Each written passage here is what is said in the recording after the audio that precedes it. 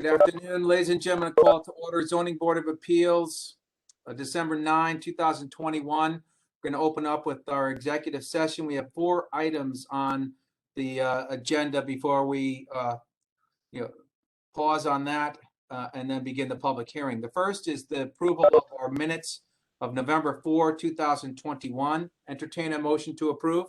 So moved. Thank you, Brian. Is there a second? 9 seconds. Thank you, Jane. Is there any discussion? Okay, hearing no discussion, would board members recognize that, raise your hands if you approve that.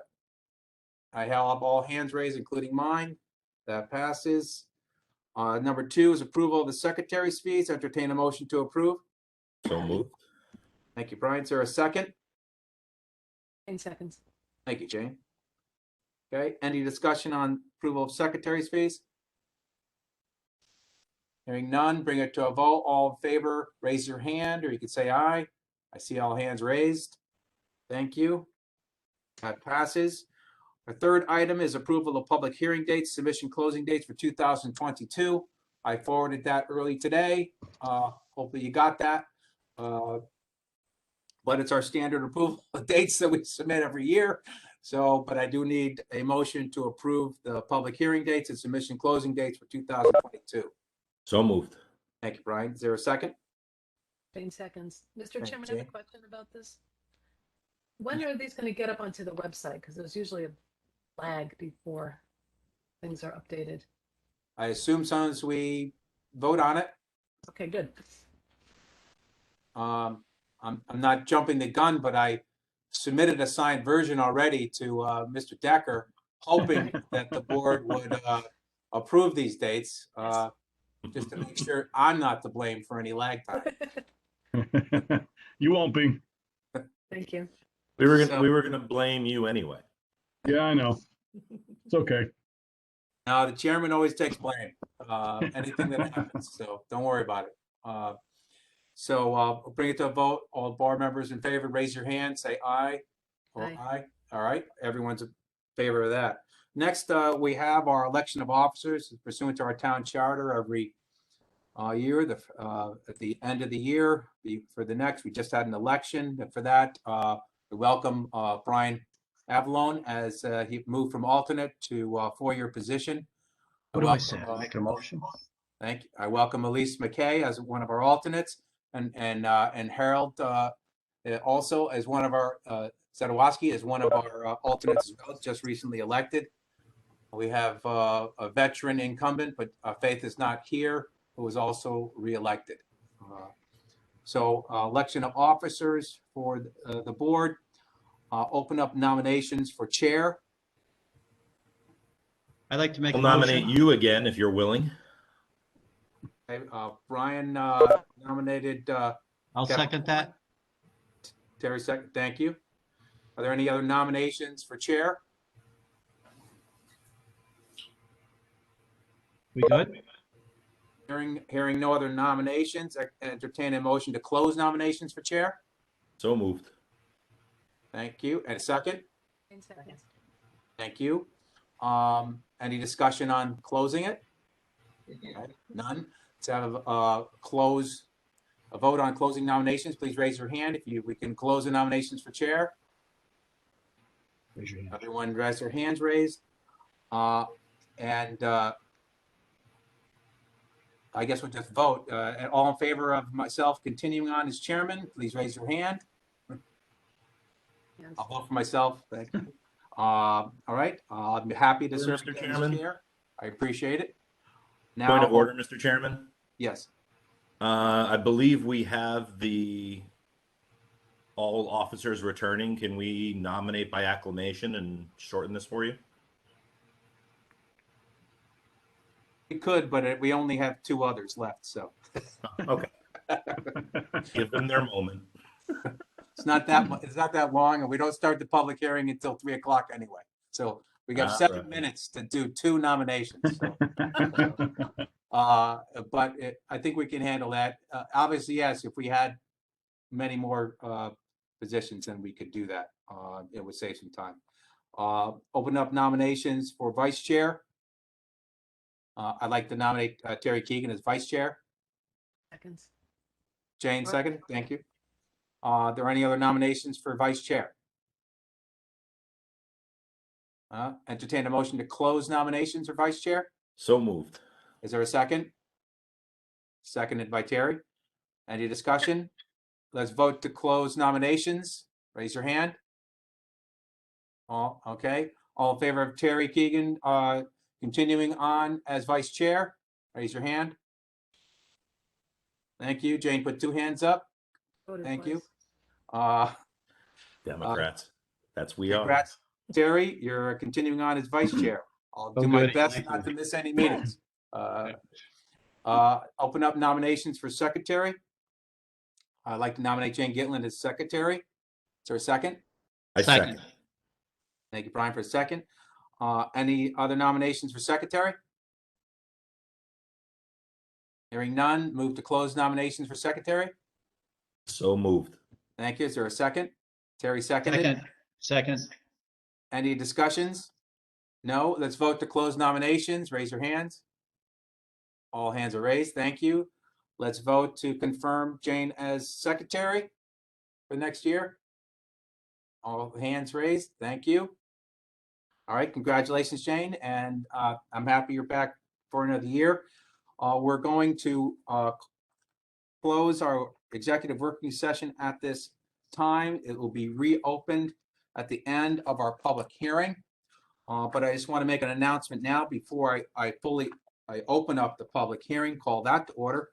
I have some matters which were going to be on our docket, and they're going to be either continued or withdrawn. On our continued docket number 10, which is 3280, 3300, has been continued to the January docket. That was the petition of Bertini. The number 11 on our continued docket is 599 Kings Highway West. That has also been continued to the January docket, another petition for Bettini and Geraldine Carlson. Our second number 9 on the continued docket, which is 160 Cedar Road, that has been withdrawn. So there will be no action on the first 2 items, which are Post Road and Kings Highway West. At this hearing, those will be continued to January, and there's going to be no action on the application 160 Cedar Road, which was pending before us, as that has been withdrawn. We did have some opposition on the 160 Cedar Road, so if you're on the call, nothing is happening. That one has been withdrawn. I'll now call to order the December 9, 2021 Zoning Board of Appeals. Sorry, Mr. Chairman, did you mention that Pequot Ave was continued also? I didn't see that. Did that come in just recently? It did, yes. Sorry, 250 Pequot Avenue also. All right, thank you. Sorry about that. Ladies and gentlemen, that's number 7, and that has been continued to January as well. Thank you, Mr. Decker. Yep, my apologies. And now I'm going to call to order Zoning Board of Appeals, December 9, 2021. Ladies and gentlemen, when I call a matter, I'm going to put the particular call, what appears on our agenda. That's going to go on the record first. And then at that time, you can present your matter. Please, whenever you're speaking, please introduce yourself. And this goes to whether it's the applicant or their agent or anyone that has comments. Since we're doing this remotely, it's just going to be helpful for people that are listening in, and even helpful for people that are watching. I know the little screen around you kind of highlights when you're speaking, but just in case for those who are not looking on the video, they know who is speaking. So please introduce yourself whenever you begin to speak. After, like I said, after I make that original call, I will invite the applicant or his or her agent to begin their presentation. Feel free to review the documents that have been submitted, been reviewed. They've been reviewed by the board, and the board has an opportunity to actually go out and visit the homes or the properties, as the case may be. So feel free to refer to that. If you need to share something and you have the capability to do that, that is fine as well. You can share it for the screen for all to view. But when you are done talking about something that has been shared, please remove it from being shared and stop the sharing, because this is going to help us as a board, myself in particular, to control the meeting so I can see who may be commenting and see who have, because some of the board members may have questions, and if I can't see them, I don't know if they have a question, because they usually raise their hand or give me some indication that they have a question. After the applicant's presentation, anyone who's interested in that particular matter will be able to will be able to speak. I will ask, does anyone have a comment about that particular application, either for or against it? And at that point, I want you to just let me know that you have a comment, and whether you are in favor or against it, and give me your name. But then I will call you in order, because the order I choose is, first I ask those to speak in favor of the application to speak first. Then I ask those who are opposed to the application to speak. And then if there is any opposition, I will allow the applicant or his or her agent to address those comments in opposition. There is a particular specific order that we do this, and it's for that reason. All in favor, all against, and then the applicant gets to address the opposition. So that's the order that we follow. It's the order I'm going to stay to. So just speak up, let me know what your name and whether you're in favor or against it, and I'll take you in a proper order. For any rebuttal, if there's an opposition, the applicant, that's not your time to restate, it's your time to address those comments in opposition. So this meeting's being recorded. Make sure that you speak clearly, loudly. If you don't hear us, make sure you let us know, especially if you're an applicant or someone having comments. We need to maintain a proper record, and that's required under our state law. So please speak clearly, take your time. It actually will go faster if you just take your time and speak clearly. We won't have to interrupt you. Only one person can speak at a time, and anyone does speak, like I said earlier, please introduce yourself before you begin speaking by giving your name and address. The board welcomes the comments of everyone who's interested in the matter, whether you're in favor or against it. However, as chairman, I reserve my right to restrict your comments at any time if you're too far off the point. You always need to remember that this is Zoning Board of Appeals, and it is an application requesting a variance of a regulation. And we're focusing on the regulation and the variance requested. We're not focusing, and it's not our call or our obligation or duty to look at other matters that are outside of that particular issue. Applicants and interested people, you can remain in attendance after the public hearing because we'll return to our working session and we'll be voting and discussing each matter that goes forward today. Each matter that goes forward, I will open it up and then I'll close it. And that hearing is done at that point. And if the hearing is done at that point where I close the hearing, that means we're voting on it today. So you can stay and listen, whether it was your application or whether you just had an interest in it, and find out what our vote is and find out what the discussion is, which may be very helpful to everyone that's interested. This is 5 voting members for each application. You need a supermajority, at least 4 people to vote in favor of your application for it to be granted. If it's simple majority, 3-2 in favor, that application has been denied. If you can't wait, don't worry. No penalty for not waiting. But you can find out by calling the zoning office tomorrow morning to see what was decided. If an application for a waiver is granted, it's not going to be valid until it's recorded on our land records, the town hall. So you need to send or bring a check in the amount of $60 made out to the town of Fairfield and bring or send it to the zoning office Wednesday or later following the meeting. That allows for proper recording of the notice. Any waiver involving construction, whether it's a new addition, new dwelling, or an alteration, requires an as-built prior to the issuance of a certificate of zoning compliance and a certificate of occupancy. I'm now going to call the matters. I might repeat some of the announcements that I made earlier, but I'm creating a record here, so just please bear with me for some of these items which have been continued. On our continued docket number 10, 3280 and 3300 Post Road, that has been continued again until January 2022. On the continued docket number 11, 599 Kings Highway West, that has also been continued again to our January docket. Continued docket number 9, which is 1517 Beacon View Drive. That is going forward, and that is at map 42, parcel 622. Petition of Lami Palik for a variance of the zoning regulations, section 2.8.1.1, to expand a pre-existing non-conforming two-family dwelling. Permission to construct a rear two-story addition, premises R3 zone, and I believe the applicant is presenting this. Thank you very much. Here in my application, Mr. Chairman. Yes, go ahead. This is Ilhami Palik. I am the owner of the 1517 Beacon View Drive. I am here today to seek variance of to expand my existing non-conforming two-family dwelling. There is located in your single-family R3 zone neighborhood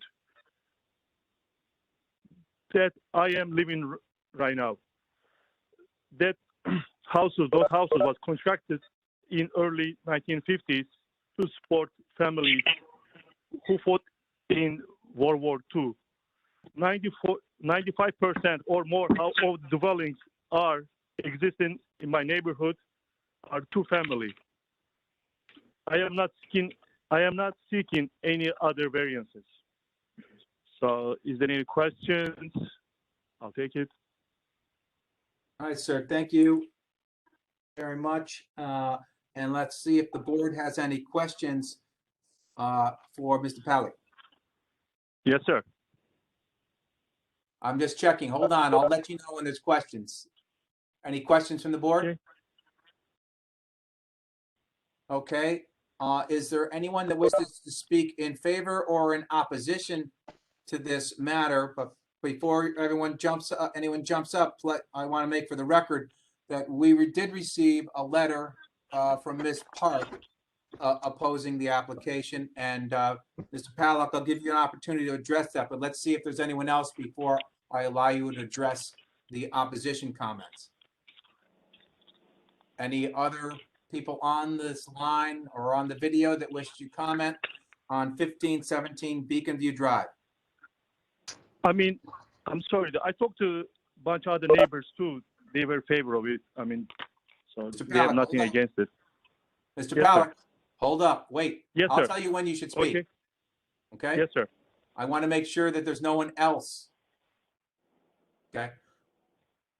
All right, not hearing anyone else. Mr. Palik, would you like to address the comments that Ms. Park made about you wanting to do this addition to the home? Okay. What's the comments? Comments are that you didn't have a hardship, that you should adhere to zoning regulations.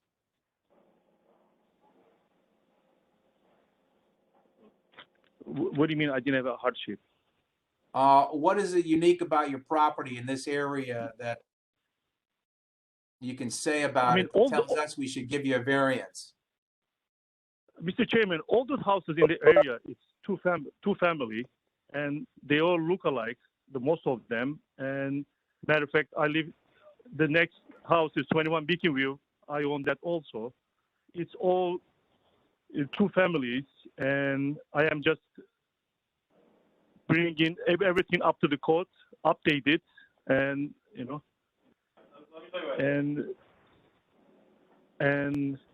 Well, Mr. Palik, let me ask you. Yes, Let me ask you this question. Let me ask you this question. Yes. After your addition, proposed addition, is the house going to be any bigger than the other two family houses in the area? No, it's not. The house across the street, I have the same size. I have house in Bluefield Drive, Kevin Mueller, 18 Bluefield Drive has the same thing. The houses, you know what I mean? There's a bunch of other houses there. It's on the same similar situations, which is they get approved. You can look at the 18 Bluefield Drive, which is Kevin Mueller. He just passed away. He said the same thing. He says he did his house. Why not you? Which is we had the talk right before he passed away. And he goes, if I need to come to speak, I will come to speak about you. Because I am, you know, I'm in favor of the project and clean up the house and, you know, bring up the neighborhood. All right. Okay. I talked to 40 Bikini Drive, Joe, it's same thing. 53 Bikini Drive, Rahib, Kojik, 81 Bikini Drive, Shekhet, Gani. All those I talked to them and they were like, you know, they're favor of it. And I talked to a bunch of other people too. Okay. All right. Well, thank you very much. Appreciate it. We're going to close the hearing now on this. We'll be voting on this later on. Oh, I forgot to mention that Elise McKay was sitting in on that one beforehand.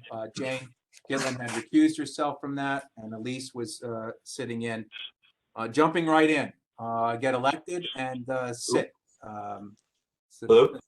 Thank you. All right, the hearing is closed on 1517 Beacon View. Thank you, sir.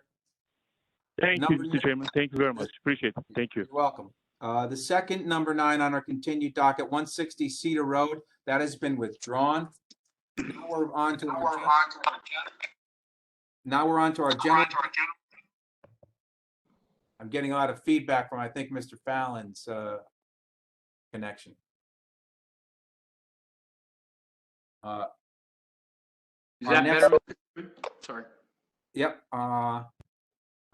Next item is on the general docket, number 1, 768 Sasco Hill Road, map 232, parcel 299. Petition of Michael W. and Edith M. Blair for variance of zoning regulations, section 5.2.4, to reduce the side setback from 30 feet, currently 21.4 feet, proposing 26.9 feet. Permission to construct a second floor addition, premises AAA zone. Attorney Fallon, this is yours.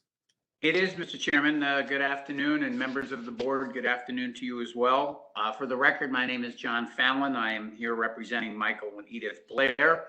I think Mr. Blair is in the meeting, as is our architect, Jack Franzen. They are the owners of the property located at 768 Sasco Hill Road. The property is located in the Residence AAA zone.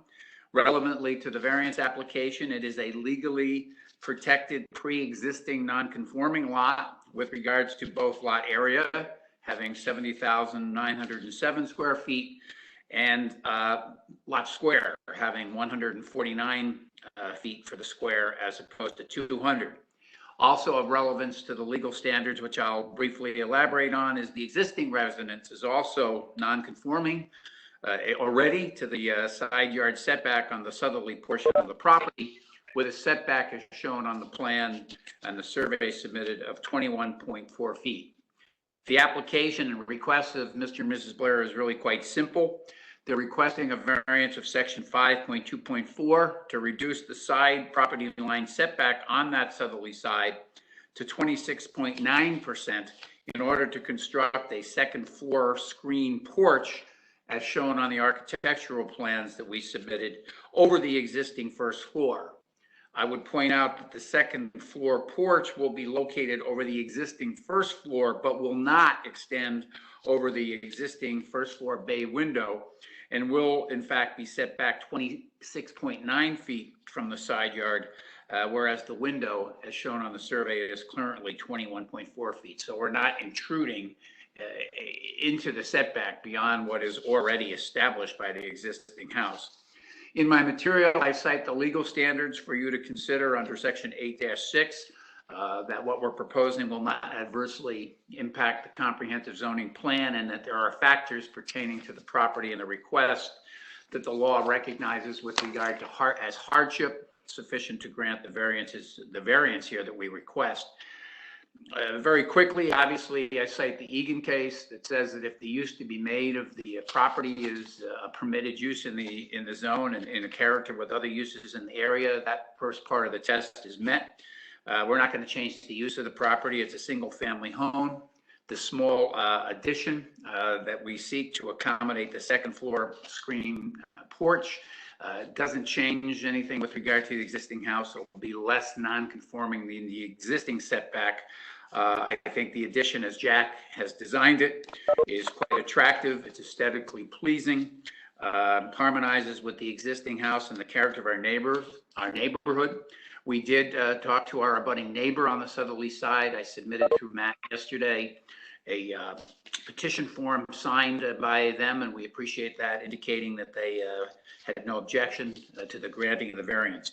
The hardship here is basically twofold. One, I cite the material that says that if a house or a structure is already pre-existing and non-conforming in its location, then that gives an independent basis by finding of hardship to grant the variance. Indeed, but for the house being already non-conforming, the porch, second floor porch wouldn't require a variance. In those cases I cited, page 3 of my material, speak to that issue. The other thing here is that the lot is a legally protected pre-existing non-conforming lot as it comes to shape, being only 149 feet square. That again, those cases I cite in my material, Scobie and Dolan, indicate that when you're seeking a variance for a side yard setback, the nonconformity and legally protected status of a lot as it relates to setbacks provides a proper basis for granting the variance. So appreciate your patience and your time with this. We're really seeking approval of what's a fairly technical variance so that we can accommodate, I think, a rather lovely and understated second floor porch that will not extend out as far as the existing house does, but still requires a variance. I think the law would support the granting of this, and we hope you will agree based upon the hardship factors that I mentioned before involving the location and non-conforming status of the existing house and the fact that the lot is, as a matter of the lot square, it is also non-conforming. So Jack and I'd be pleased to answer any questions if you have them. Otherwise, we would hope you might favorably consider this application for the Blairs, and I thank you. Thank you, Attorney Fallon. Board have any questions for Attorney Fallon or Mr. Franzen? Brian, yes. I'm just curious, as a matter of order, I understand the need for the application, but this will not have any effect on the existing nonconformity, the existing setback approved already, since it's improving upon it, but not changing it, I guess. Correct. Is the way I put it. Correct, Commissioner. The existing house on the southerly side is set back 21.4 feet. You can see that on the survey. But because we want to build, i.e. the second story porch, and that is located within the setback, the new construction, we need to seek this variance. But at the end of the day, the fundamental setback nonconformity will remain 21.4 on that southerly side. You'll have given us permission, hopefully, to construct the second floor deck at 26.9 feet off the setback. I just wanted to make sure that by granting 26.9 feet, we're not erasing or adversely affecting the 21.6. No, because that's a matter of pre-existing nonconformance and is legally protected. So, but thank you for asking. Any other questions from the board? All right, hearing no other questions. Is there anyone that wishes to speak to this application, either in favor or in opposition? 768 Sasko Hill Road.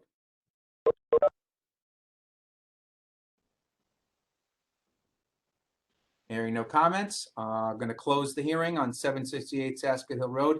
Thank you very much, Attorney Fallon. Thank you, Mr. Franzen. I know we didn't ask you questions. Thank you both very much. Thank you all. Next item we have on the agenda is 34 Harbor Road, map 231, parcel 438A as in apple. Petition of Amanda Sullivan for a variance of zoning regulations, section 5.2.4, to reduce the street line, sideline, and sum of two sideline setbacks from 30 feet, 7 feet, and 25 feet. Currently 15 feet, 7.2 feet, and 38.8 feet. Proposing 19.5 feet, 2.9 feet, and 10.1 feet, and section 5.2.4.1 to reduce the rear setback for an open structure from 28 feet proposing 23.7 feet, and section 5.2.5 to increase the lot coverage from 20%, currently 22.1%, proposing 31.3%, permission to construct an addition, front porch, and rear decks with stairs, premises A zone, and I think the architect is presenting this. Hi, Oh, go I'm ahead, Amanda Amanda. Sullivan. I'm the property owner. I'm here with my husband today, and then Tim Geitz is our architect who will speak as well, if that's okay. All right, great. Go ahead, Ms. Sullivan. Perfect. So thank you for the opportunity to hear our case. I'm going to provide a little bit of background on our home, and then Tim Geitz, as I said, provide some more technical details on our hardships related to our variance request proposal. We love our home, the community, and living in Fairfield. When we moved to the house, we fell in love with the history. It used to be the house from 1884 where the miller used to live, with the mill down the street. We've been in the home for a few years and have been growing it with our family, Rob and my 1.5-year-old daughter, Eloise. We're asking for 2 variances, one for coverage and one for setback, to put a small addition on our driveway to provide extra space for us to grow as a family and to allow for a safer entrance off of Harbor Road for our daughter. There's a couple of different hardships that we'd like to present today to this team. First, our lot is very oddly shaped. The right side of our lot has a very hard angle to it, and when you go from the front of the property to the end, it gets very narrow. Secondly, our hardship is also contributed to by the existing structure. As I mentioned, it was built, the original part was built in 1884, and it has a stone foundation and a post and beam structure. And building up is really not feasible without demolishing or diminishing the character of our house. And thirdly, our front door is very close to the busy street, and this addition would allow for a safer entrance for ourselves and our daughter further back on the property. And we'll cover the hardships in more detail, but before doing so, we wanted to let you know we did explore several options with him on figuring out how we can potentially build up and within our existing floor coverage, but unfortunately, looking at those, there's several structural challenges which would diminish from the character of our house, which we feel very passionate about preserving. Also wanted to mention that we've spoken with all of our direct neighbors, and they're supportive of this, and we've submitted petitions, forms in support. And we believe that this addition would be in character of the neighborhood, and size-wise, our house would still be on the much smaller side in comparison to our neighbors. Tim, I'll hand it off to you if you want to cover a little bit more on the technical side. Sure thing. Hello, everyone. My name is Tim Geitz. I'm the architect for 34 Harbor Road. Amanda covered quite a bit of what I was going to also address, but I'll go into a little bit more detail on those areas. As she mentioned, we were first approached with a couple of challenges for this property. Number one being the entrance. The house was built in the 1800s. Way back in the day, folks loved to sit out on their porch and watch the horse and carriages go by, but I'm afraid that's a little different now with traffic and the way things are being utilized in today's world. So if I can, Mr. Chairman, can I share some additional pages that I've got and pull up a PDF on my screen? Would you be okay with that? Yes, that's fine, Mr. Geitz. Okay. There we go. Did that work? Yes, it did. Excellent. Okay, so I'm going to zoom in a little bit here to the actual immediate site. Let's see, is it going to do that?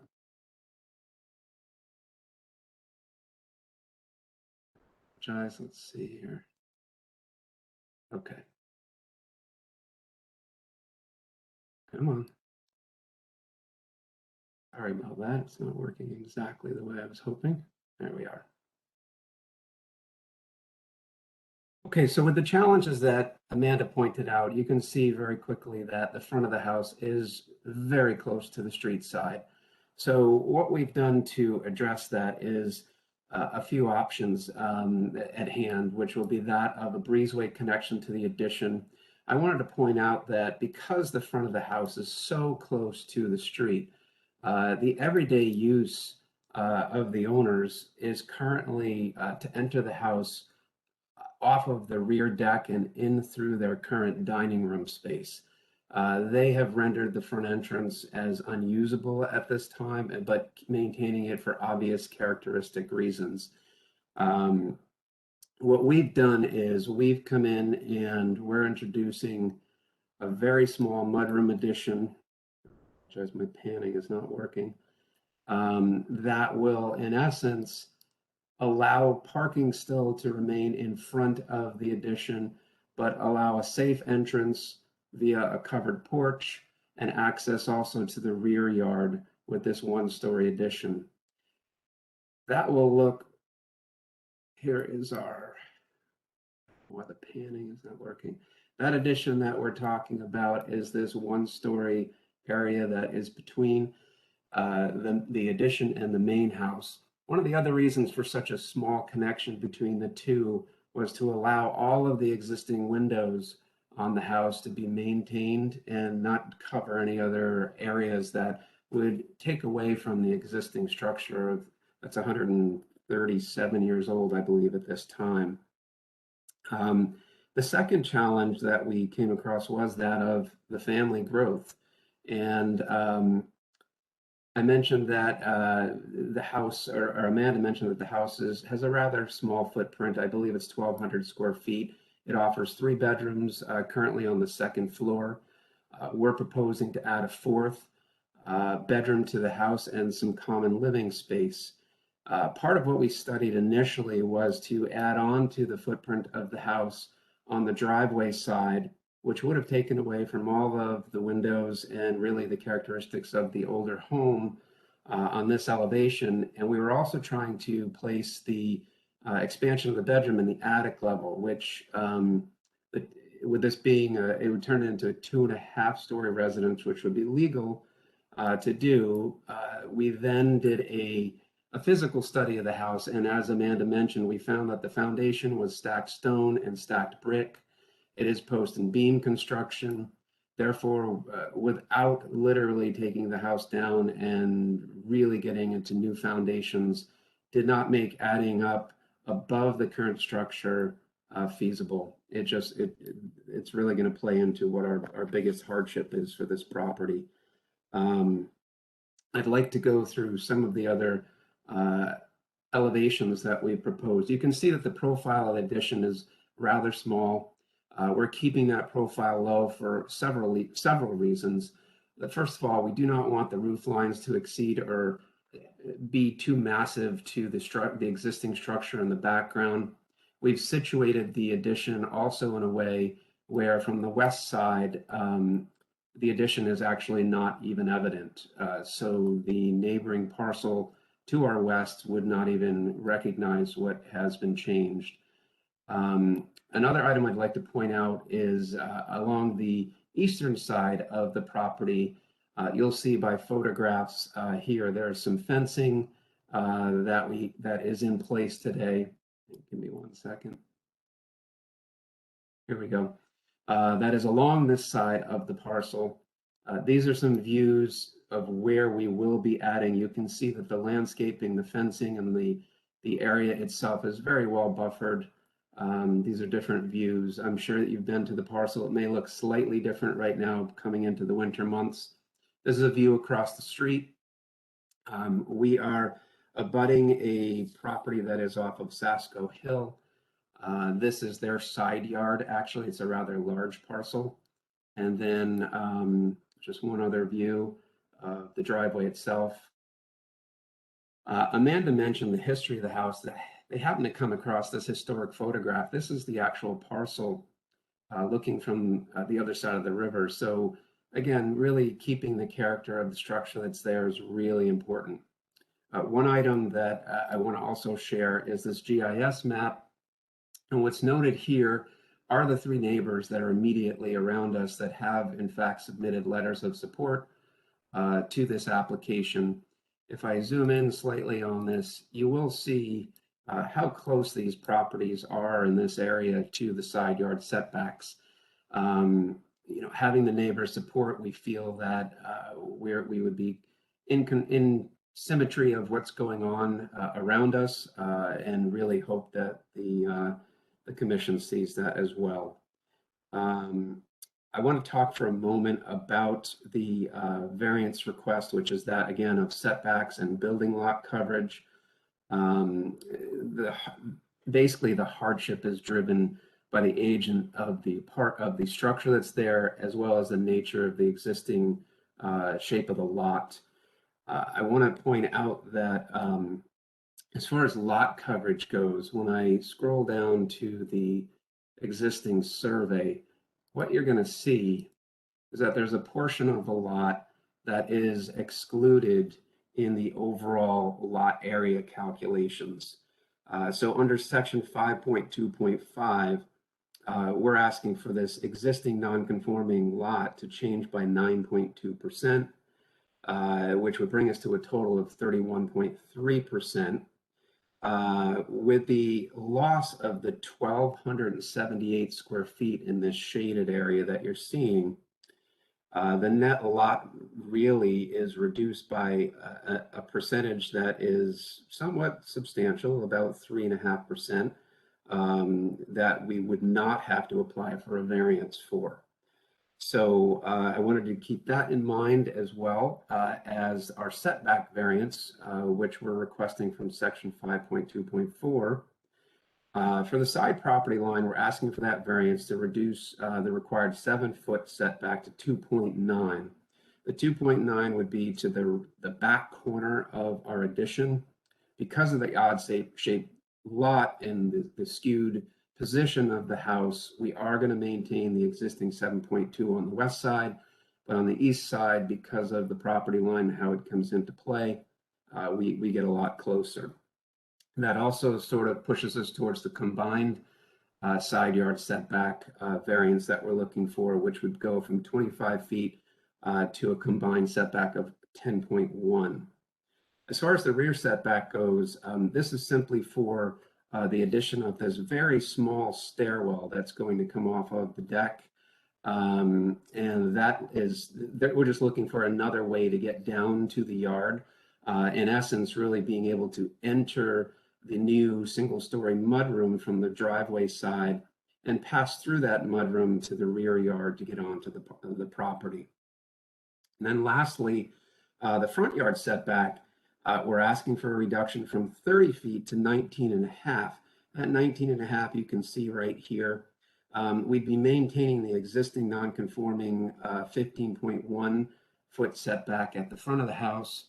And we did play with this a little bit. You know, it's a matter of push and shove, whether or not we take the addition, slide it back farther and encroach more on the side yard. But the goal here really was to keep the addition more low key as a profile from the western side, as well as allow for parking in a smaller driveway towards the front of the parcel. It appears that precedents really are in place, as I mentioned, for having a side yard reduction. Even our immediate neighbors, you can see here, this is along the western property line. You can see that they pretty much are up to the property line, and even on our eastern side along the fence, the homes are pretty close to each other. Amanda spoke about the neighbors supporting. That paperwork has been submitted with our application and the neighbor form. In summary, really, with our odd-shaped lot, the loss of net lot area towards the water side, and really not having any desire whatsoever to tear down the existing 137-year-old building, we really would ask for your approval today to forgive the setback and lot coverage requirements to move forward with this rather quaint and small characteristic addition, so that Amanda and her family can grow in this area. Be happy to take any questions. All right. Thank you, Mr. Gates. When you get a chance, can you remove the screen sharing so I can see the board? Absolutely.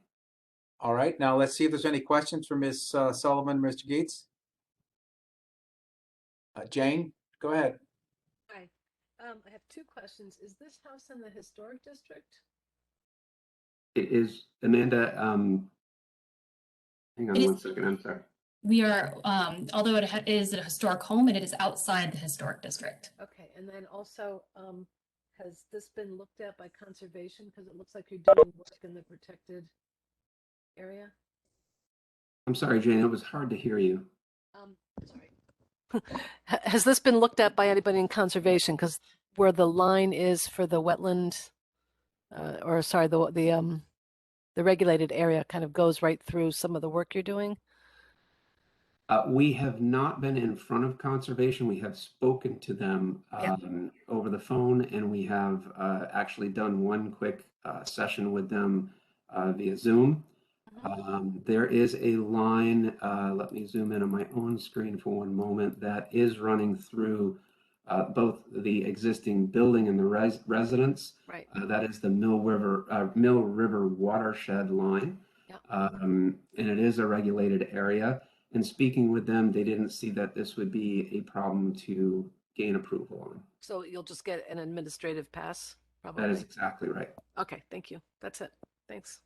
Thanks, Jane. Any other questions from the board? Katie, go ahead. No question. Just want to understand the numbers with regards to that piece of the part of the property that doesn't meet the square, so it's being subtracted. So it looks to me like essentially you're asking for about a 9.2% increase versus the coverage that you have now. Is that right? Yes. And then if you put back in that 3.5% that you're being excluded because of the square size, really netting out about a 5.7% increase. Is that accurate? So let me run through this just one last. Oh, should I be responding at this time to your questions directly? Yes. Okay. Just want to make sure. Okay, so really, when the surveyor did the calculations and tabulations, he based it off of the net reduced area. Therefore, it was requiring, as far as coverage goes, a total. It moved it from 20% up to 31.3. So that's 11.3% overall, if we are utilizing the net reduction, which we have to. We can't count it anyway. My point was the hardship is that we're asking for a little bit more than we probably would have if we didn't have this odd-shaped lot. Mm-hmm.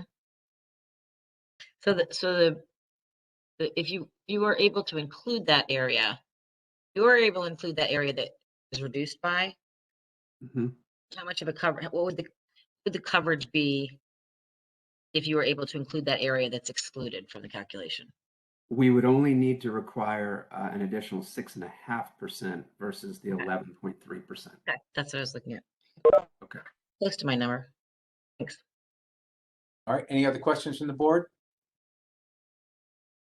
Okay. Thank you, Katie. Jane, is there anyone that wishes to speak as to 34 Harbor Road, whether you are in favor or against this application? Please let me know and give me your name and whether you are in favor or against. All right, hearing no comments, I'm going to close the hearing on 34 Harbor Road.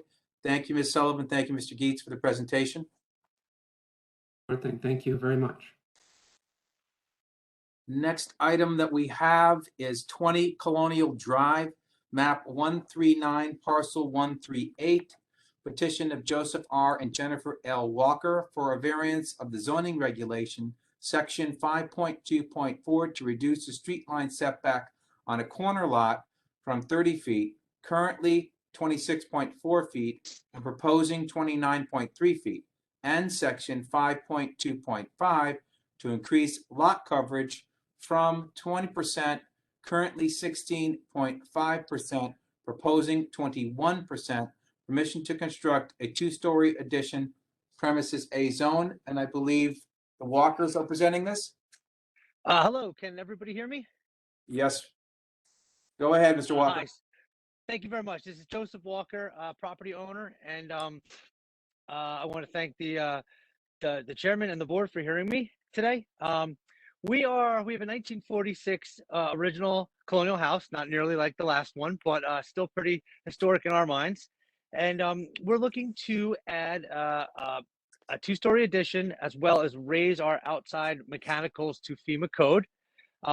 our hardship derives from the fact that our house was built in 1946 and the fourth bedroom is on the first floor. And we have had our second two children in this house and have outgrown the 3 bedrooms upstairs. And we don't feel it's safe or appropriate to put a child on the first floor alone. We're asking for 1% over lot coverage, which we don't think is too much, especially given the construction in our neighborhood. We would still be on the smaller side of houses in our immediate area. Furthermore, all 8 of the neighbors' signatures we were asked to get were warmly received. We didn't feel it was necessary to have them come on the call in favor of us, but we did get all 8 signatures very easily when asked. And the last thing I would add in is that part of the 1% coverage, a good part of that, is actually going to be the deck that raises our outside mechanicals, which are currently sitting on the lawn, which, if a 100-year storm came again, would technically be at risk. I welcome any questions, and I thank you very much for your time. Thank you, Mr. Walker. Does the board have any questions for Mr. Walker? All nods of the head negative, so no questions. I'd like to ask if there's anyone that wishes to speak to 20 Colonial Drive, whether you are in favor or against this application. Okay, not hearing anyone coming forward. I'm going to close the hearing on 20 Colonial Drive. Thank you very much, Mr. Walker. Thank you. The next item we have on the agenda is number 43530 Post Road, map 243, parcel 150, petition of Southport Crossing LLC for a variance of zoning regulations, section 31.2.16, to increase the height above a roof top and to reduce the distance from the edge of the roof from 5 feet and 10 feet, proposing 10 feet and 1 feet. Permission to construct 3 new cellular antennas, premises DCD zone. I think there is a Teresa Vanciotto-Ville that is pronounced.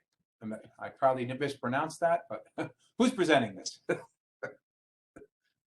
Ranciotto-Ville. So Teresa Ranciotto-Ville, agent for Dish Network. Go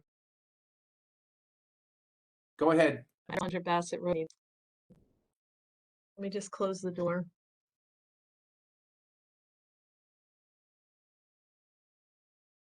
I am here before you. There are existing telecommunications facilities up on the rooftop at this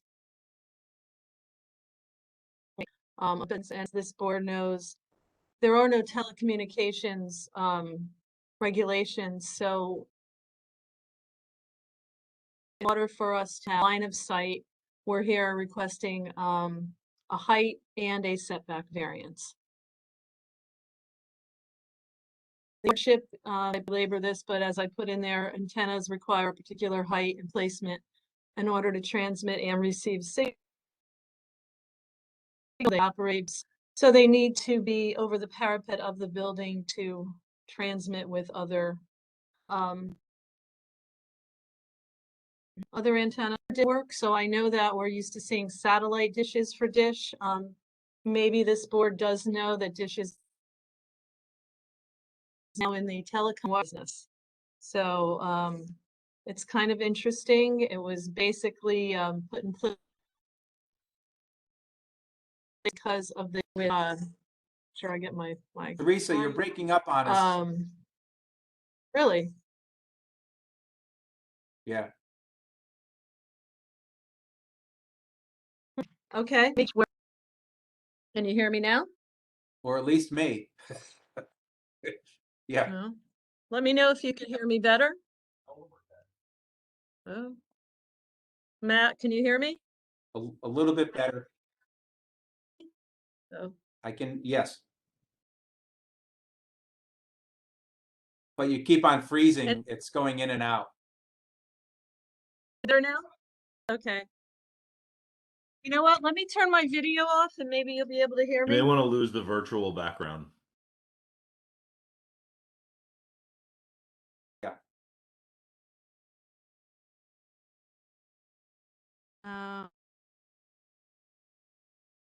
All right, let's see.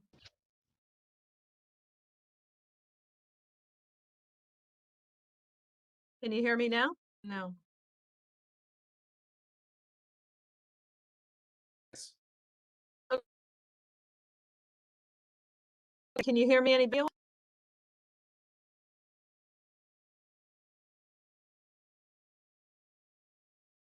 Mr. Chairman, this is Daniel Patrick. I'm an attorney for Dish. I right, am can working any- with Teresa if you'd like me to step in for her while she's figuring out her technical difficulties.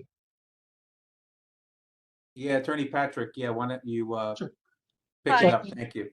Perfect. Yeah, what Teresa was saying is Dish is proposing a co-location of the existing rooftop at this building. There is currently a carrier already up there, and Dish is looking to install 2 or 3 separate sets of antenna mounts at 3 corners of the building. These antenna mounts need to be located as close to the edge of the building as possible so as to allow the radio frequency emissions to direct towards the street and downward where the public will be using the wireless communication services. So in order to accommodate that necessary line of sight for the RF emissions, Dish is seeking the requested variances from the setback as well as the height to ensure that the facility has its capabilities. Okay. All right, are you prepared to answer some questions if the board has questions? Attorney Patrick? I will do my best, and with Teresa and I, we will certainly try to get you the Hi, answers you can need. you hear me now? Okay, all right. Hi, Does the can board you have hear any me? questions for Attorney Patrick? Yes, we can hear you, Ms. Ranciano Vile. Attorney Hi, Patrick can the board hear me now? kind of picked up, and we were going to ask some questions now. Yes.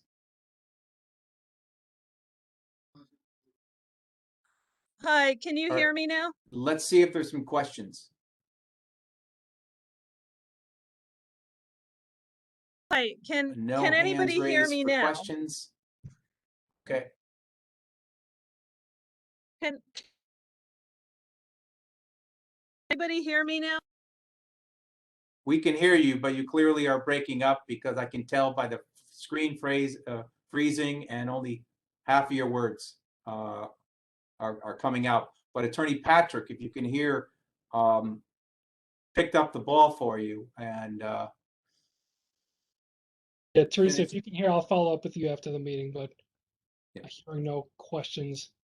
And no questions. I'm going to see if there's anyone that wishes to speak to this application at Okay. 3530 Post Road.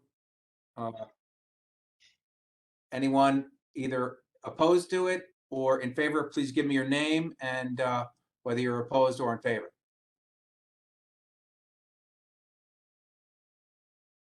All right, hearing none. I'm going to close the hearing on 3530 Post Road. Thank you, Attorney Patrick. Thank you, Ms. Ranciano Vile.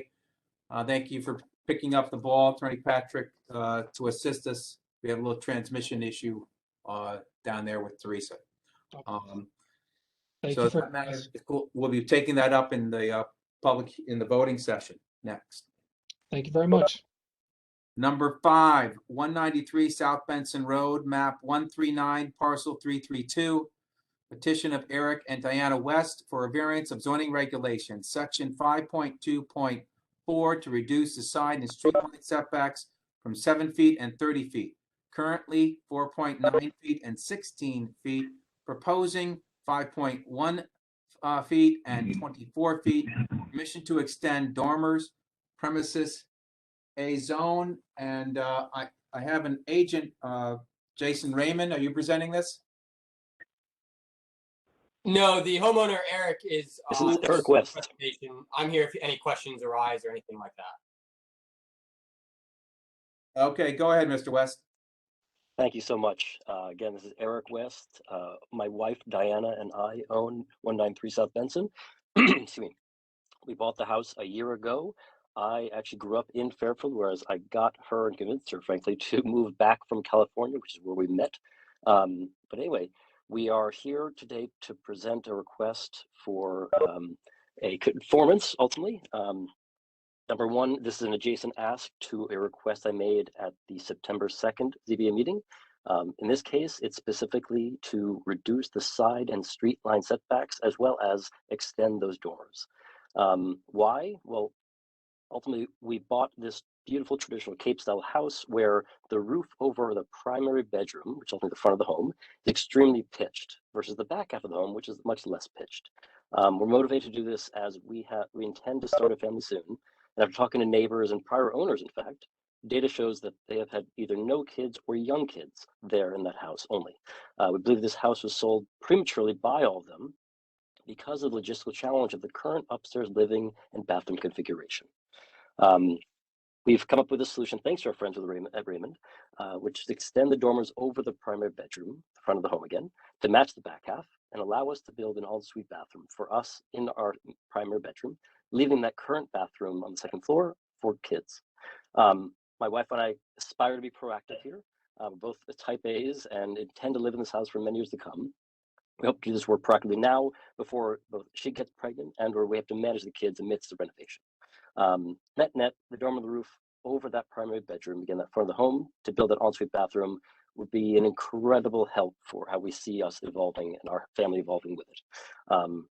Restating that same thing, looking for help with two quick things, reducing those setbacks and extending the dormers. We so appreciate consideration and happy to answer any questions. Thank you, Mr. West. Does the board have any questions for Mr. West, or he also has Jason Raymond on the call if we have questions as well on the design? Any questions? Brian? No, I'm good. Okay. You got to make sure when you raise the hand, you pull the hand up. I'm going to call on you to ask a question. All right. Okay. My chin earlier, Mr. Chairman. Hearing no questions, I'm going to now ask if there's anyone that wishes to speak to this application, either in favor or against the application. Please give me your name and state whether you are in favor or against the application. Okay, not hearing anyone wanting to comment. I'm going to close the hearing on 193 South Benson Road. Thank you very much, Mr. West, and thank you, Mr. Raymond, for in standby mode. Thank you. Our next item is number 6, 363 Pequot Avenue, map 241, parcel 91, petition of BRG Southport LLC for a variance of the zoning regulations, section 28.6.5, to reduce the number of required off-street parking spaces by 7. Permission to convert office space to retail and relocate the residential use to the second floor premises NDD zone. And who is presenting the application? I am. Go ahead, give us your name. Hi, good afternoon. I'm Christopher Hall with CAH Architecture. I'm here for 363 Pequot Avenue. This is an existing mixed-use building with retail at the front and a residential unit on top and partially in the back. We are requesting to get rid of the residential component on the first floor and make that entire floor retail with a workroom on the back part of the second floor. That does increase our parking load as noted, though the 7 isn't our additional requirement. That's the total amount we'd have to get waived. But the existing already required 5 parking spots, so this would be 4 additional parking spots we would technically need for this. It is, I think, important to note that we're not actually changing anything related to the overall bulk of the building. No additional square footage, no height, no setback changes. Simply trying to unify the first floor and make it compliant with the zoning regulations as far as use, because it's not allowed to have a residential unit on the first floor. So we like to request some relief on the parking, and get rid of that on the first floor. Thank you, Mr. Hall. Thank you. Just for the record, let me see first if there's any questions before I do. Any questions? Yes, Jane, go ahead. You're on I'm mute, sorry, Jane. I'm trying to read the application. Currently, how many cars can you park on the property? There's no lining there, so they technically park like 6 or 7 cars, but we only have 2 legitimate parking spaces. Because you can't stack them. Right, So you have 2 parking spaces on the property. right. And if you make the change of the building, how many parking spaces will you be required to have total? We'll be required to have 9 total. So you can only park 2 on the property. So you're asking for the variance for 7 cars to be able to park on the street. So I can't remember, but is there a time limit on parking on the street there? Or is it endless? You can park all day? Do not know, I must admit. Sorry, I don't know the answer to that. Does anybody know the answer? I don't believe that there's a time limit for the parking on that street, Jane. So, thank you. So, and those would be for employees of the and Well, I think in practical terms, we'd have, 6, cars park all in the front and then have 2 spots that would be for potential customers that would be actually out near the street rather than, if you look on the site plan, those 2 spots are way in the back. Right. It would technically just park a bunch of cars in front of that and then have 2 spots toward the back that somebody could actually use to come to the store. Okay, I think I understand. Thank you very much. Sure, thank you. And Brian, you had a question? Given the extension of retail space, Matt, you may be able to answer this question. What would be the required handicap parking availability for a space of this size? Is that affected by the reduction? Don't believe so, because we wouldn't be, we're not doing additional units or, having an enormous increase in occupancy load there. Still very low occupancy load. Is that correct? That is a question for the building official, but my understanding is once you exceed 10 parking spaces, you're required to provide 1 handicap space. Okay, so they would be under it anyway. All right. They would be, yes. Any other questions from the board? All right, hearing no other questions. Now I'm going to open it up to comments, either in favor or against. But I just want to note for the record, and Mr. Hall will give you an opportunity to address this. We did receive a letter from Sasquatch Southport Sasquatch Association opposing the application, as to the additional parking waiver on this. So I'll let you address that, but let me see if there's, so we could do it, in a uniform manner. Let me see if there's comments either in favor or against this application, which is 363 Pequot Avenue. Please give me your name and whether you're in favor or opposed. Hello, this is Rand Glucroft. Can you hear me? Yes, what was the name? Rand, R-A-N-D, last name Glucroft, G-L-U-C-R-O-F-T. I'm the corporate vice president of the C.O. Jolliffe Corporation at 354 Pequot Ave. We are the property directly across from the property in question. We also own the property next door to the expected retail space, which is our parking lot. We want to make sure that there is a sufficient parking for the new retail outlet, as parking in this area is extremely difficult. And to answer a question from earlier, there is a 1-hour parking limit on the street. So we are not in favor. Okay. All right. Is there anyone else that wishes to speak in favor or against the application?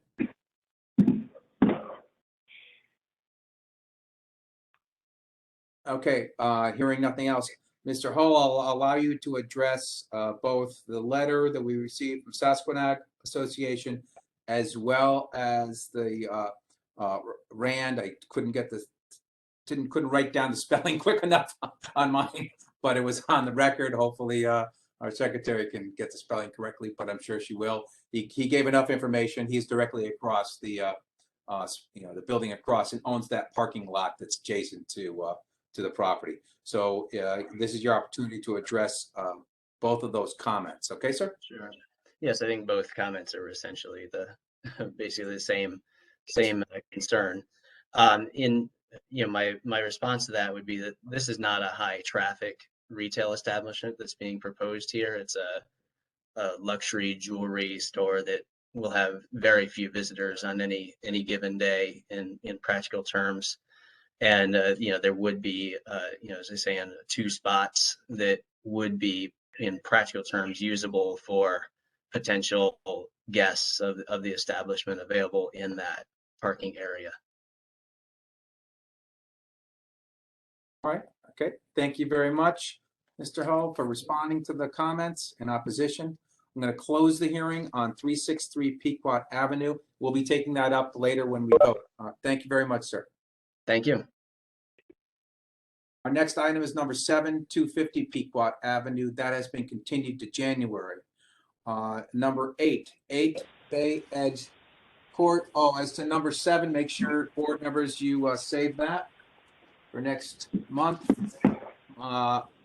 Number 8 Bay Edge Court, map 130, parcel 17, petition of Joseph R. and Megan L. Imperia for variance of zoning regulations, section 5.2.4, to reduce the 2 street line setbacks on a corner lot from 30 feet and 22 feet, currently 14 feet and 16.3 feet, proposing 14.1 feet and 16.3 feet, and section 5.2.5 to increase the lot coverage and total floor area from 20 and 40%, currently 26.73% and 40.66%, proposing 27.24% and 43.91%, permission to construct a 1-story and 2nd floor addition, premises A zone.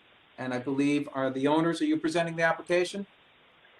Yes, my husband actually had to leave to do some kid pickups and drop-offs, but yes, I'll be presenting.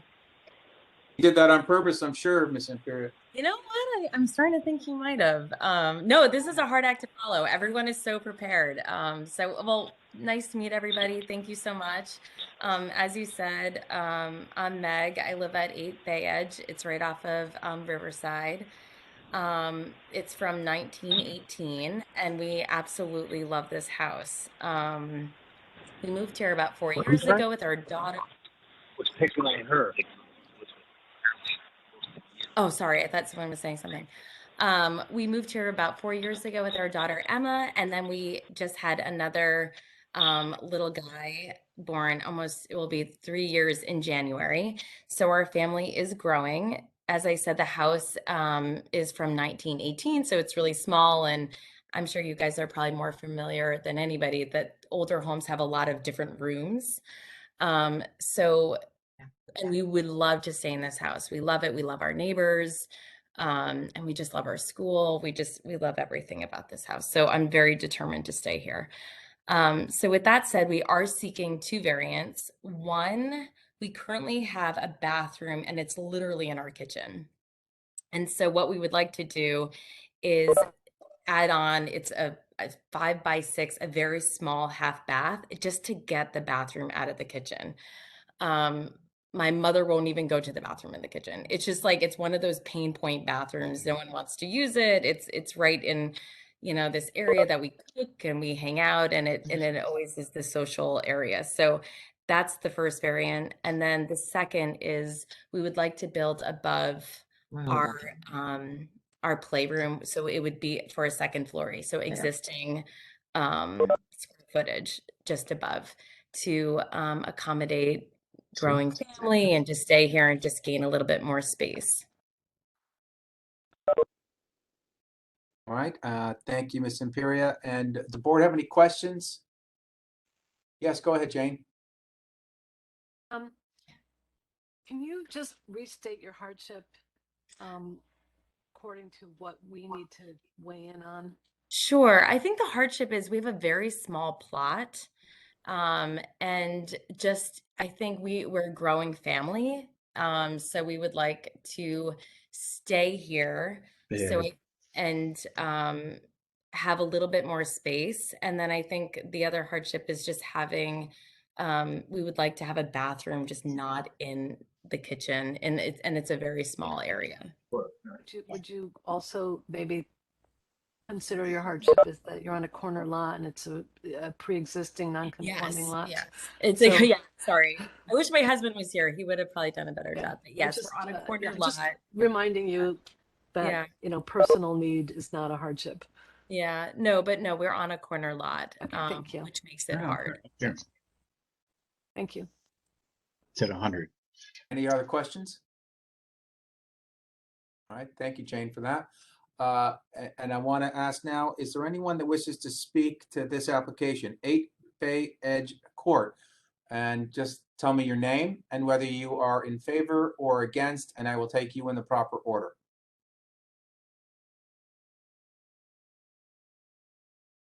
Hearing no comments, I'm going to close the hearing on 8 Bay Edge Court. Thank you very much, Ms. Imperia. Tell your husband you did an excellent job, and that came from the chair. Oh God, he's gonna, I'll let him know. But thank you guys so much. Number 9, 283 Old Spring Road, map 141, parcel 151, petition of David and Cassandra Pally for variance of zoning regulations, section 5.2.4 to reduce the street line setback on the corner lot from 22 feet, currently 21.7 feet, proposing 10 feet, permission to remove an existing detached garage and construct a new 2-story, 2-car garage addition, premises A zone. And who is presenting this application? Me, James Zumo, Land Surveying Services over here in Fairfield. Okay, go ahead, Mr. Zumo. All right, awesome. So the lot in question is it's 283 Old Spring Road. It's a corner lot on the corner of Old Spring and Edge Hill Road. What we're planning on trying to do is remove the pre-existing non-conforming garage, which is detached, and attach it to the house. In attaching it to the house, keeping the same width that we currently have with the garage, it brings us to a side setback request of 10 feet on a corner lot. It is a 2-story addition, so what we're requesting is 10 feet over the allowed of 22 feet. Another thing to note, it is a non-conforming lot in the zone, and it is a corner lot. The width is only 70 feet. That plays into part with the setbacks. Even that extra 5 feet would make it a little bit easier to get a garage in there, but still require a variance. And this proposal will give the backyard more use than it currently has, connecting the garage and adding a new driveway and making it a more usable space of land. That's the gist of it. It's just, basically taking and turning a garage that's already on the property, that's pre-existing non-conforming, and putting it onto connecting it to the house. Okay. All right. Thank you, Mr. Zumo. Any questions for Mr. Zumo? All right.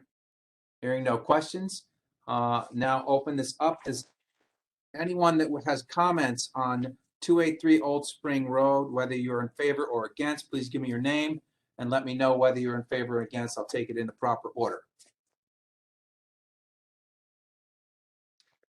Okay, hearing no comments, I am going to close the hearing on 283 Old Spring Road. Thank you very much, Mr. Zumo.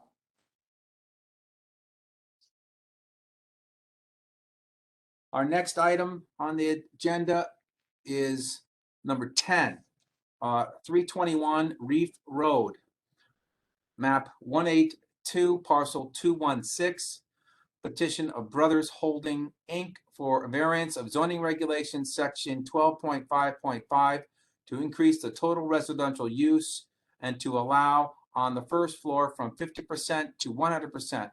Section 12.7.4 to increase the height from 30 feet, proposing 38.8 feet, and section 12.7.5.2 to increase the total floor area of an individual building from 14,000 square feet, proposing 36,500 square feet, and permission to construct a 3-story multifamily building consisting of 9 residential units, premises NDD zone.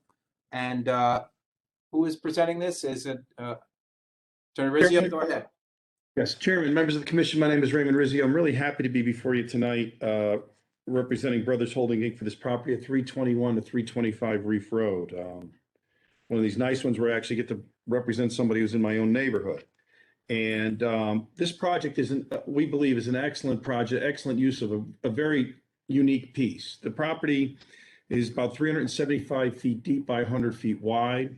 It was built in 1959. It was built for a medical facility, medical building, and is probably 80% vacant for the last 10 to 15 years. Part of the problem is the lack of parking for medical use. There's only about 60 spaces. And for a building its size, it really needs 85 or 90. And there's really no medical use that really wants to go down there on Reef Road. As you can see, if you remember, Norwalk Hospital had bought the piece next door, tore it down, they never went through with the building that they proposed. It's kind of a unique, it's why we think the residential works is it's in the neighborhood NDD, but it's really, Reef Road is very busy. It's really not set up because the lot is so long and narrow for a good commercial use, witness a vacancy for so many years. So our client looked at this and came and sat with us and said, what can you do here? There's been a lot of interest in it because of its size with regard to doing a higher density application. But his idea was, let me put really nice high-end townhomes with an elevator. I can use the existing structure, put a small addition out the rear so I don't encroach on the residential neighborhood. And I'll tell you about it. I've spoken to the residential neighbors in the back. I've also spoken to the residential neighbors in the front. Build an extremely attractive building, and then I'll create 9 townhouses with more than enough parking. Each of that townhouses will have 2 parking spaces in a garage, and then have 14 visitor spaces. And by doing that, it'll allow us also to increase the buffer between the NDD district, where this property is, and the A zone, which sits behind. The variances look large, but they're not really. We are looking to allow a total property being of residential use from 50% to 100%. We've done this a few times, and this commission has given us approvals in certain times where it made a lot of sense. For example, there's a project on Sherman Street right behind Quattropazi, which I'll show you. It's another project on Kings Highway, which was in a flood zone, as is this property's in a flood zone. So first floor retail or office really doesn't make sense. And then there's another project that up on Bronson Road, we allowed one of the buildings to be 100% residential. The other variance we required was going from 30 feet to 38 feet. If we were in a design residence district or just building in a residential district, we'd be able to go to 40 feet. So it's basically going to be a 3-story building with parking underneath, and then two stories of residential above, with a half of for storage, because you don't have any storage on the first floor because of the FEMA regulations. And the third, and I'll take you through them individually and why we want. The third variance is to go from 14,000 square feet from an individual building. The issue with that is, if we went to 14,000 square feet, all we would do is split up the buildings. The size of our building is conforming. We have no problem. We meet the maximum floor area ratio.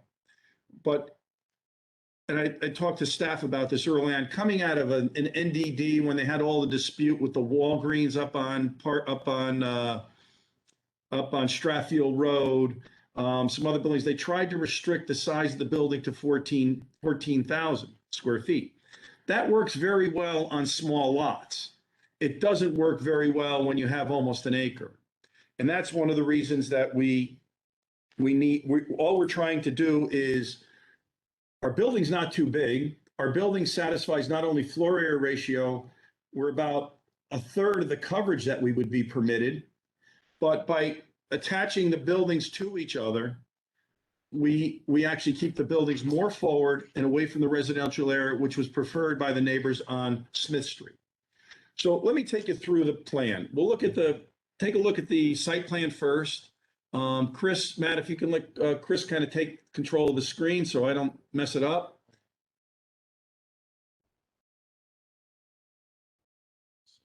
So this is our site plan. As you can see, it's a small addition going out the back. What we'll do is we're going to have 2 townhouse units in the light blue.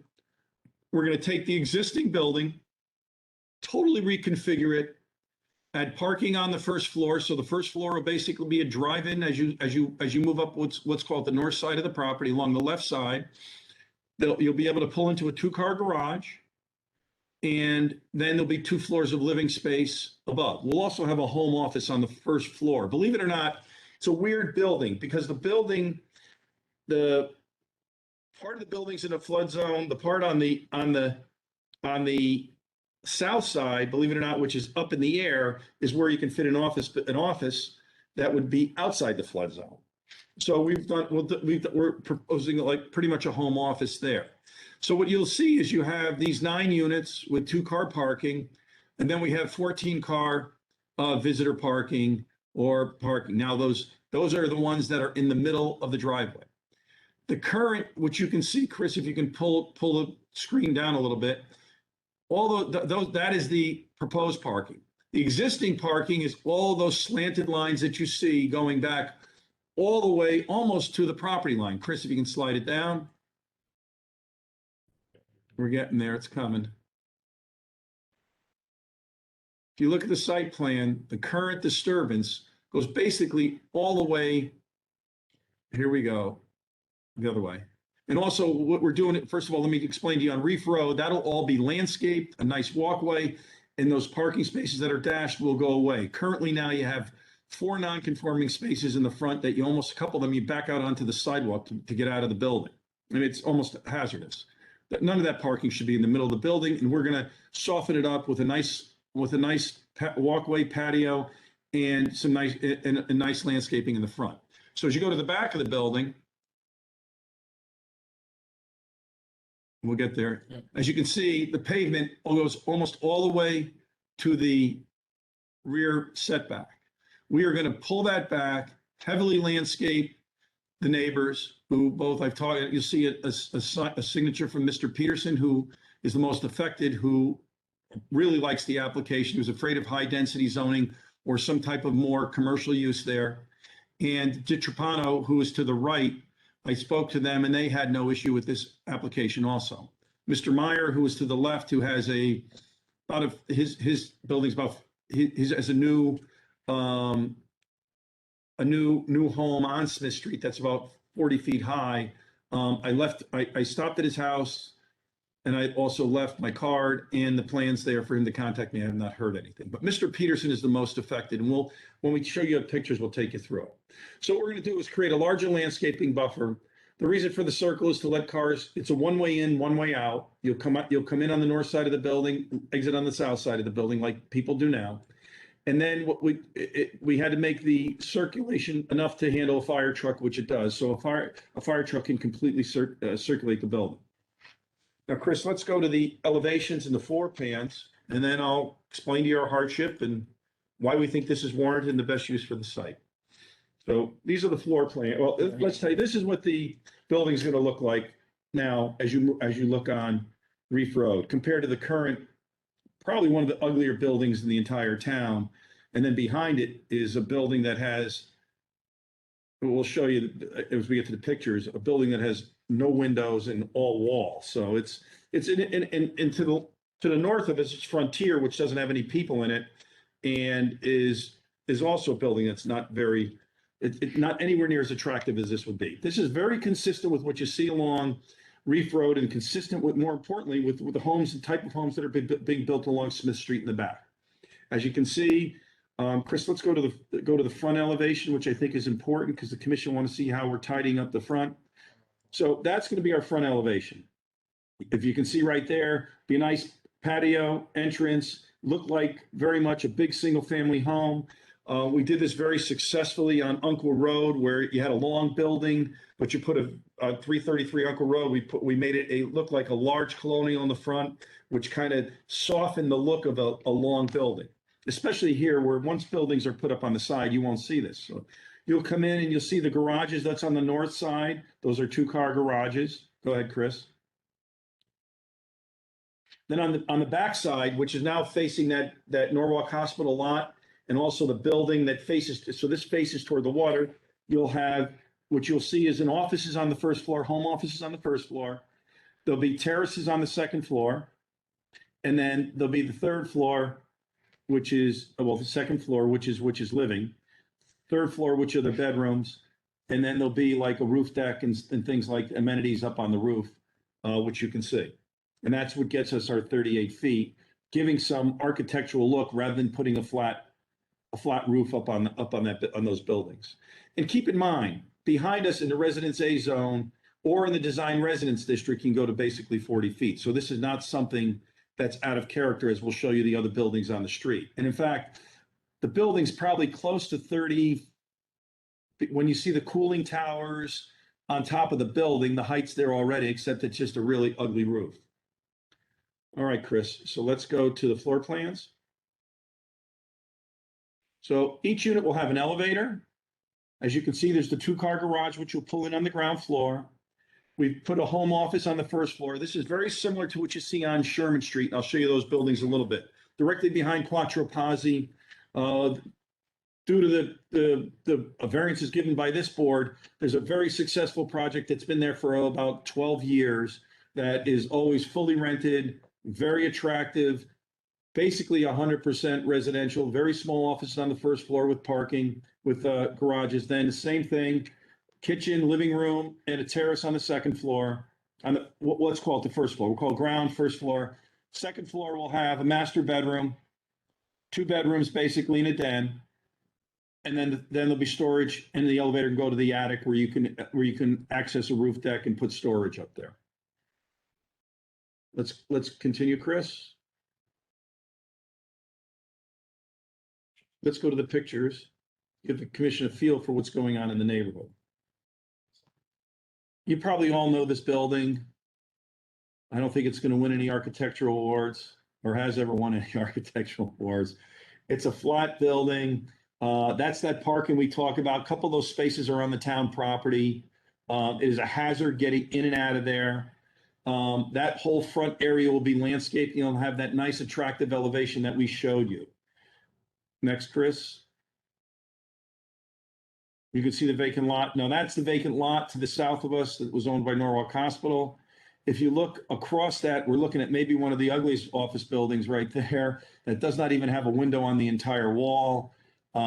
This will be what we're proposing will definitely be an improvement to the neighborhood, both architecturally. We think it'll lessen the intensity and frankly make the building more conforming with regard to parking and size. Next. That's the Frontier building to the north. As you can see, that's the one-way access currently around our building. Frontier building, I've never seen anyone in there. I think it's just basically a data place. Keep going. That's, once again, the building to the south of us.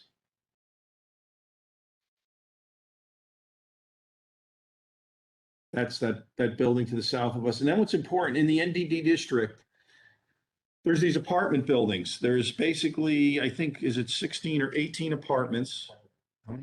20 apartments in the NDD district. The density is greater than the density that we are proposing. The parking is all outside. There is no commercial on the first floor. And it is 100% residential in the NDD district.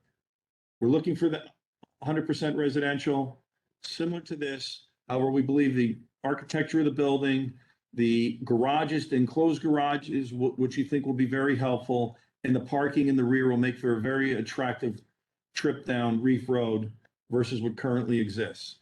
Chris, go ahead. Those are the current apartment buildings. Also in the NDD, as you can see, they're 100% residential. going.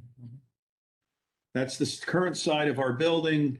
As I showed you, the elevations will continue to have windows. They'll have nice terraces. It'll have some architectural detail to it, and it'll really be attractive. Now, typically at some point, sometime, I assume there's going to be a building going up to the south of us. But in any event, we're going to give, that's going to be our view. It's going to be our most attractive side, one of the most attractive side of the buildings. Certainly more attractive than the side of any other building up and down the corridor. Once again, that's the side of the building currently. That is from the rear of the property. That's kind of what the rear of the property looks now. It's just, you know, it hasn't been kept up. The property has not been useful. It is this, we think this will be put to very good use. Go ahead. That's our parking lot going all the way back. The Peterson house, which I told you, you'll see a petition signing for them. They're very happy the fact that we're not splitting up the buildings, keeping the most of the construction toward the front of our building. The additional building, our building will be probably about a couple feet lower than, I think that's Mr. Meyer's building, to the left there, which is a new construction building that's FEMA compliant. Additionally, we have the same issue, FEMA compliant, which is why we're elevated. That parking lot's vacant, non-repair. There's been nobody in the building for years. Okay, this is Mr. Peterson's building, which we're going to landscape the entire area in the back. And once again, he fully supports this, likes the fact that this is going to be low density residential, consistent with what's around. And go ahead. Want to keep going, Chris? Sorry. That's looking at the back of our building. Now, when we talk about our height, our building's about 24 to 25 feet high currently. There are then these cooling towers on the top that are 8 to 10 feet high. So we're not really adding, when we're looking to this variance to go to 38 feet, we're not adding much in the way of height that currently exists on the building. Yes, it will be a little more bulk, but in exchange for that, I think it'll be a much more attractive look and a much more attractive building. And once again, will greatly reduce the amount of traffic going on onto Reef Road, the amount of impervious on the site. I look at this as a win-win for all. That's kind of what's on back of Frontier. And we're trying to, this will help clean this little area up. That's the building that sits on Smith Street, brand new home, very well done. Our building will be a couple feet shorter than that, but it's consistent with the height on most FEMA compliant buildings that you've seen. I'll show you the pictures over on Oldfield Road. You know, you have where the commission approved some townhouses over there, very similar in height. Okay, those are the houses back on Smith Street. Next to the Petersons are the DiTrapanos, which I will show you their house.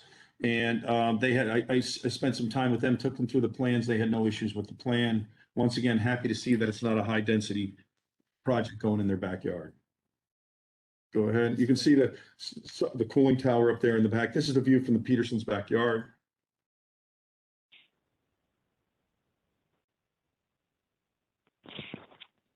All right. Now, other projects that you folks have approved where basically you're in a FEMA zone. This is over on Kings Highway, where the commission allowed this building to have no first floor. There's no first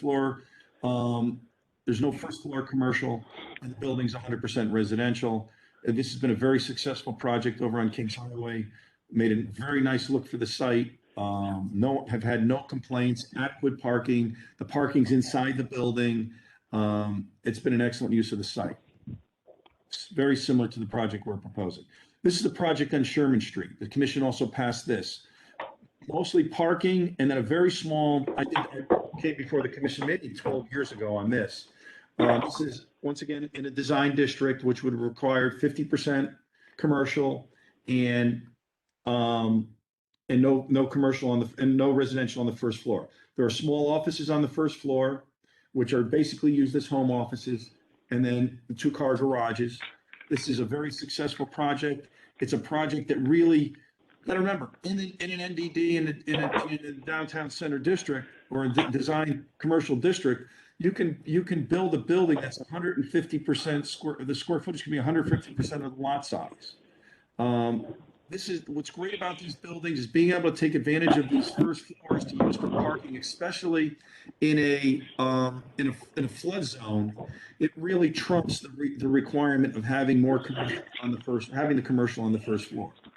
On Reef Road, especially, if you put 15,000 square feet on that first floor, you're gonna end up with a lot more traffic, a lot more parking. It doesn't really lend itself to a good retail because the lot is so narrow that you really can't park in front of any retail stores. You can't park in front of any offices. All the parking is always gonna be loaded in the back. Nobody wants to go to a retail building where they've got to park 100 feet from the front door and then can't get to, and the only way to circulate the building is around the building. This is another property on, which was recently approved over to further down on Reef Road. As you can see, the height is very similar to what we're proposing.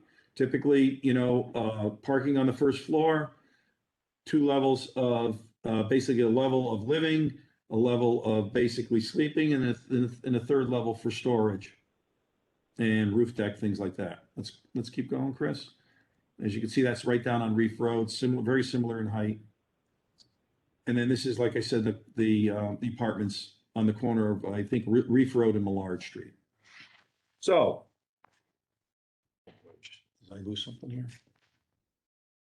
Okay, so the 3 variances we're looking for, very explainable, very understandable.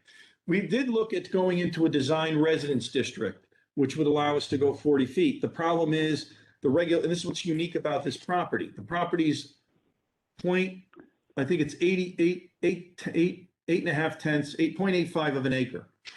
It doesn't, to go to a design residence district, in the neighborhood design district, you have to be at least an acre. So we were not an acre. So it would be very difficult for us to change the zone for a piece of property that wasn't the adequate size.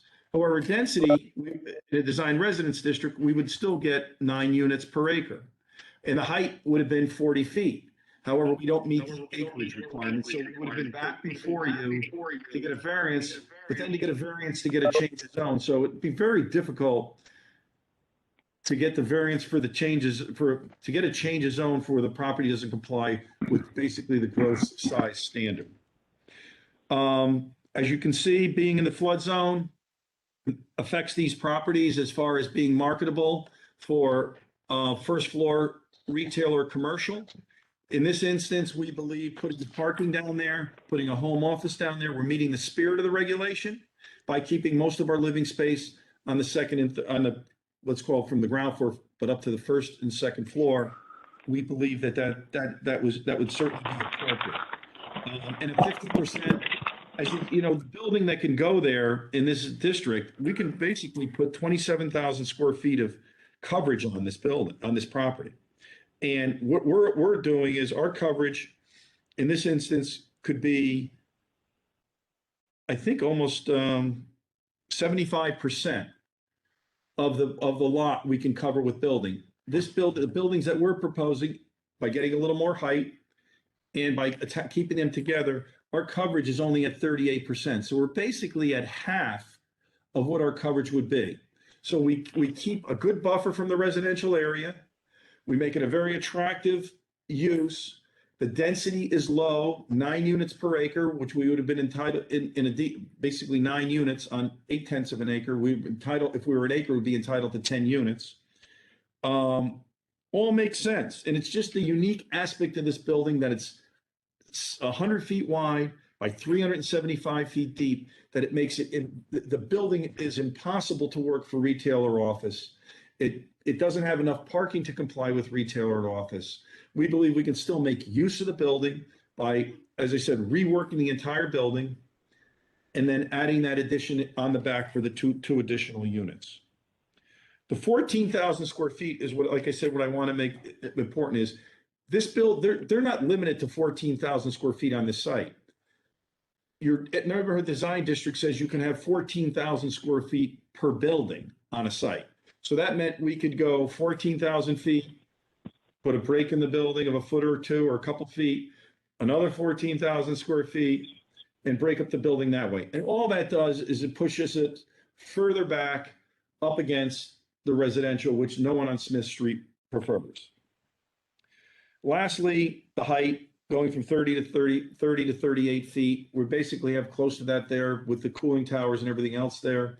Most of the residential buildings that are FEMA compliant are basically 40 feet or under, which is what we'll be. We're very consistent with the building that's behind us, consistent with the buildings that are just south of us. Keep in mind the multifamily aspect of this, directly across the street. Just listening to the hearing. Is resident, excuse me, I'm sorry. No, that was just someone else, Attorney Rizzi. Go ahead. Directly across the street from us is Residence B. I've talked to, and many of them are multifamilies.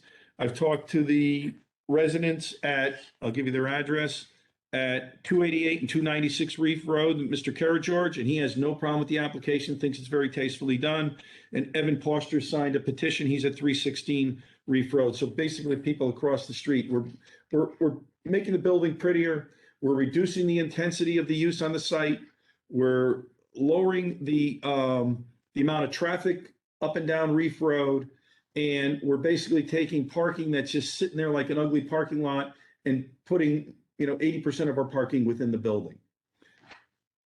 And add to that the unique shape of the property being 100 feet wide by 375 feet long. I think our hardship is clear. I think when you add in the fact that we need to renovate and build a FEMA compliant building, all of those aspects come into a hardship that's classic. I think we're reducing the nonconformity as relates to parking.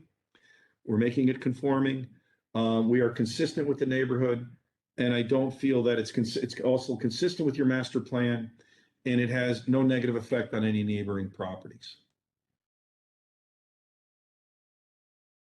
I know you had a short meeting going on before I got involved, but I thought I would try and be complete and hopefully explain this so that we didn't have a lot of questions. As I said, I've spent the time, I live on Roland Road. I spent the time canvassing the neighborhood, knocking on doors, talking to residents and taking them through the plans. So it's nice when people say, why don't you propose something in your own neighborhood? I can say that tonight. All right, thank you, Attorney Rizzio. Let's see if there's some questions for Attorney Rizzio. Jane, yes, go ahead. I had many questions, so let me start. First of all, you're adding 3 units, not 2, to the end of the building. I'm sorry. So it's making the building half again as long. Not really. Let's go to the site plan and you see. Well, there are 6 units and you're adding 3, so that's half as many again. Right? Maybe an addition of maybe at most a third. Yeah. An additional third. Yeah. It's half again as many. So it's going from 100% to 150%. But it's also consistent. We're not looking for any floor area ratio. I know. I'm just saying, okay, it's bigger than it's 3, you're adding 3. So what, if you didn't add those 3 additional townhouses, what is the size of the floor area of the existing building? Current buildings, the current building alone, without any addition on top, it already exceeds the 14,000 feet. It's almost 17,000 square feet. Okay, so it's already at 17,000. Correct. So, And that's just so you would need a variance anyway if you were just going to develop the existing building that's there. 100%, yes. Right. Okay. So why are you making it that much? I mean, I know you want to make it that much bigger because that's what developers do. They make more money, right? Well, I mean, what we did that's was the impetus for making it as big as possible. We use that as our guideline, your floor area coverage ratio. And in that instance, we're at, you can do 100% and we're at 100%. So there's no variance with regard to the size of our building. So, well, no, you said you're asking for a variance to go from 14,000 to 36,500. That's your variance. The amount of floor area, I should say. If we separated the addition from the current building, Right. We would have to, if we put two separations, and we have no problem with the amount of square footage we have. Okay, but that's not your, but that's not what you're asking for. You're asking for a variance to make the building almost 3 times bigger than what you're permitted to do, correct? No. Well, Well, you're going, yeah, we're going from 14,000 to 36,000. I mean, if the commission wanted us to break the building up. no, that's not what I'm asking. I'm not asking. I'm just just putting it out there. The building you're asking to develop is almost 3 times bigger than what's permitted on the property. The existing building is 17,000, so it's 3,000 square feet bigger than what you're permitted, but Yes, now you want to make it even bigger. No, well, yeah, we want to put it in one building versus putting it in 3 buildings. Okay, but so I'm but in terms of pure numbers, you're asking for almost 3 times more than what's permitted on the property, whether it's in 1 building or 2 buildings or 3 buildings. No, not really. No, we would be entitled to build this building. We would just have to add a separation to have 2 14,000 square foot buildings and an 8,000 square foot building, and then we comply with your 14,000 square foot requirement. But you already have a 17,000 square foot building, right? That's the existing Commissioner, I'm building. just trying to get what I'm trying to get at is that you're asking, at the end of the day, your variance is asking to increase the floor area from what you're permitted at 14,000 to, you want to make it almost 3 times as big as what's permitted. not as big. We want to have it in 1 building instead of 3. That's not what I'm asking. It's Just just in terms of pure numbers. A question. In terms of pure numbers, we do not need any. Excuse me. Yes. The question is, Jane, I think is asking the question that you want to increase the size of a building that's allowed by regs from 14,000 to 36,500. The question does not and should not have anything to do with floor area ratio, and that's where there's a confusion between Attorney Rizzio and Jane and Commissioner Gitt. So she's asking, one of you is misinterpreting the other person, or so the variance is asking because the regulation says the size of a building can be no more than 14,000, and you want the size of the building to be 36,500.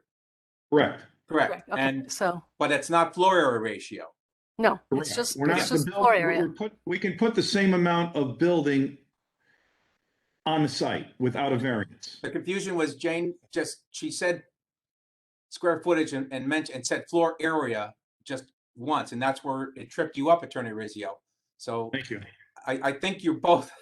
I know what Jane's asking, and you're not answering her question, but I think she wants to know you want to increase the size of the building. And the answer is yes. We would rather put all of our uses in 1 building versus in 3. And to do that, we are going from 14,000 to 36,000. Okay. That's number 1. Okay. And this is an honest question. I'm not trying to trip you up. I really want to know the answer. You showed us a lot of other properties nearby, and you said these are all very successful buildings. What defines successful? What makes them successful? They've been fully leased. They've maintained their value. They've had no zoning complaints. I know because I was involved with the Sherman Street project. There has never been a vacancy there. The people that are there, they were actually condominiums. They've been purchased. A lot of people have a long time. They love the first floor office idea, but it's really a residential. It's their home offices. They very rarely were ever leased out for to a third party. Okay. So that home office type, especially now with COVID, to be able to have a home office and work there. And then the other thing that's very attractive on those other projects, people want covered, secured parking. Right. And I think that using the first floor for those reasons is very important and adds to the popularity of these projects. Okay. My next question is about impervious surface. You say you're reducing it. I mean, right now it's an island, it's basically asphalt from edge to edge of the property line. So how much are you really reducing it? Well, the issue is we had to make how much are we reducing? We're probably reducing the impervious by maybe close to 10% when you take into account that we're landscaping the full front of the building. And then we're taking the rear and adding a much bigger setback and landscaping and landscaping the rear to provide a better buffer for the residential properties. So the area that you're adding back that's green space is a buffer space. Right. Is it gonna, will the people who live there be able to use it for recreation? Well, we could a picnic table back there, sure. But it's not really very much. I mean, it's not intended to be like someone's backyard. It's really just Well, I don't think buffer. these were, yeah, these, because of the narrowness of the lot, Mm-hmm. you have to build, let's call it east to west. Mm-hmm. Because of the narrowness of the lot, you need to be Right. able to circle the building. So Right. the area to place your landscaping is both in the front and then in the rear. And Right. you're on Reef Road, which, walking, biking, you're, half a mile to the beach, less than a half a mile to downtown. It's the location that's going to sell, not a little bit of strip in your backyard. But because of this unique, this goes to our hardship. When you have a building, when you have a lot that's 100 feet wide, 375 deep, you are limited with your uses. And we thought that this was the least intense use with the greatest, with the least impact on the neighborhood, yet still providing more green space and more of a buffer. Somewhat more green space. So hypothetically, if you did not add to the size of the building, if you just developed the building that's there and didn't add 3 additional townhouses, you would not have as much surface parking in the back, correct? No, because what we probably would do is we would just separate the buildings. And probably what would happen is you'd have less space in the back. What do you mean separate? No, I'm saying one, you just leave it to the existing building. That's it. But that's what I'm getting at. We don't have a problem with our square footage overall on the site. That's not what I'm asking. I'm just That's asking. what I'm saying. Our client would most likely propose he would just separate the buildings and keep in conformity with the square footage.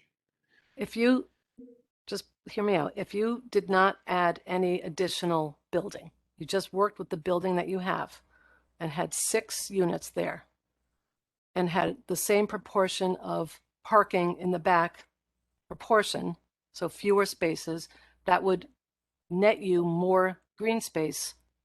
Our client wouldn't do the project. Our client wouldn't do the project at six units.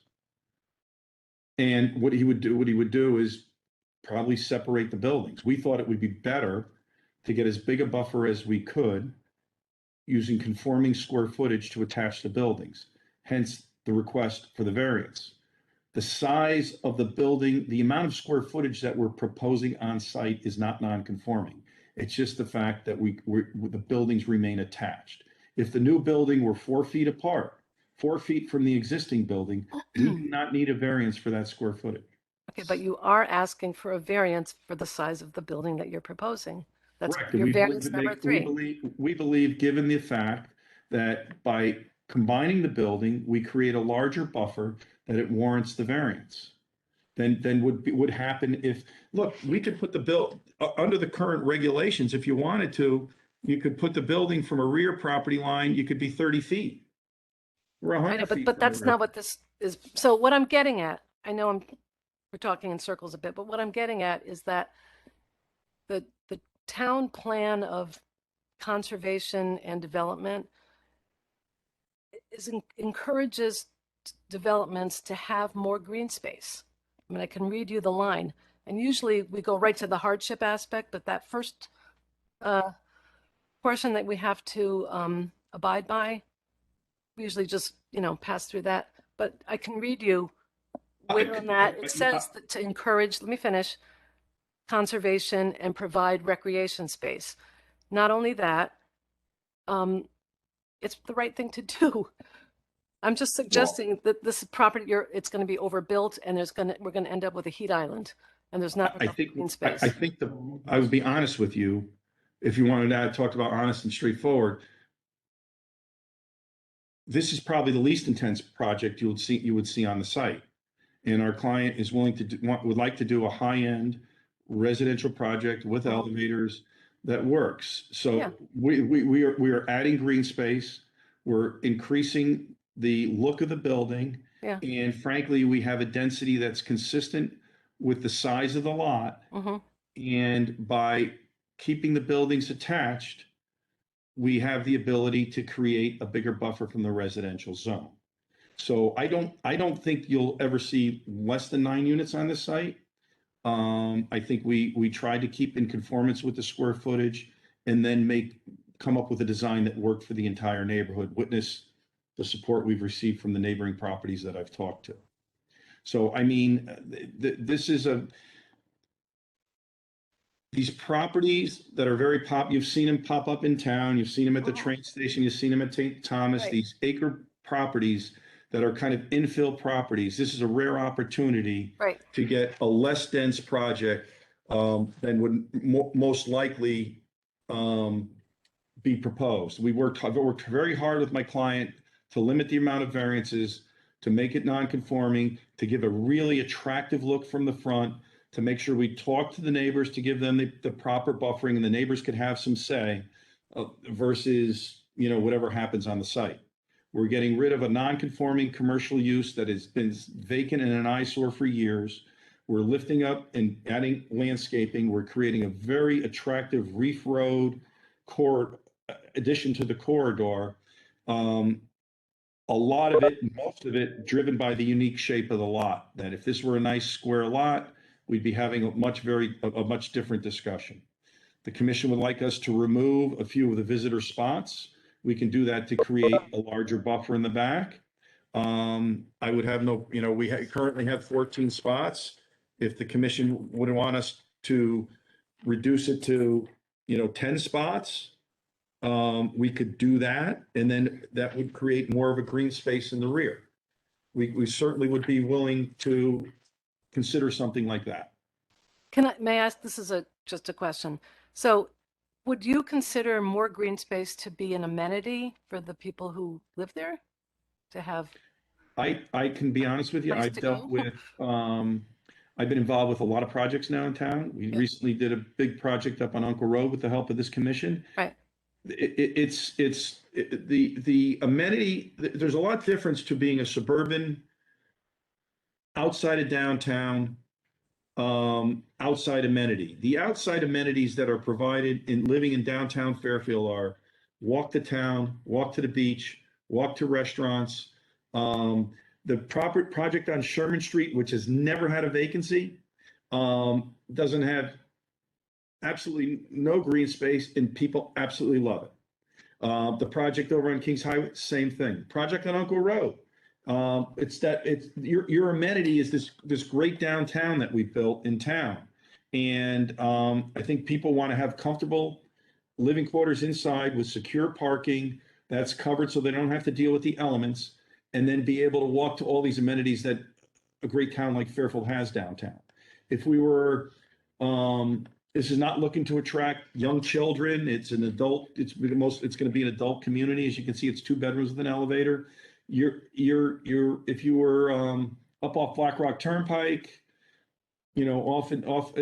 outside of downtown where you're looking to put swing sets and things like, you could walk to schools, you can walk to the town green. I mean, the amount of amenities that are within walking distance are just incredible. Mm-hmm. So we look at really the green space, as we looked at Uncle Road and we looked at other projects, is more for buffering the neighbors, making the neighbors comfortable. But let me tell you, the associations aren't looking to keep up a lot more. They like it. They want it attractive. And when you want to live in town, you want to live in town for a reason, because all those amenities are at your footsteps, at your doorstep. Okay. Thank you. Board have any other questions? Okay, hearing no other questions. Thank you, Jane. Thank you very much.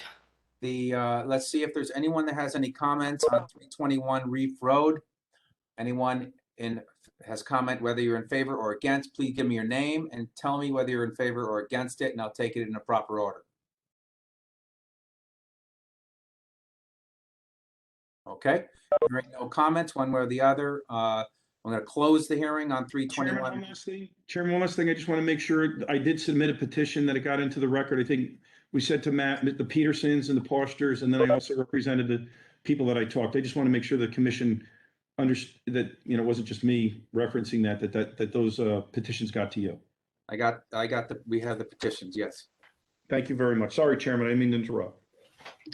Going to close the hearing on 321 Reef Road.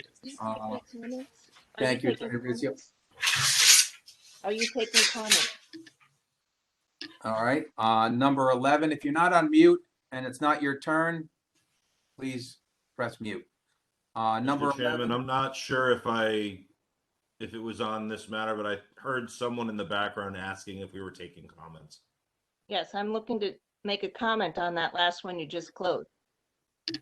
is Attorney Rizio still on? Attorney Rizio? Yes, Chairman. I thought I left enough time. I guess not. Okay, who has a comment? Give me your name, please, and address. My name is Donna Blewett, and I'm at 100 Cedar Road in Fairfield. Okay. Let me just make sure there's no one else. Is there anyone else that has a comment on 321 Reef Road?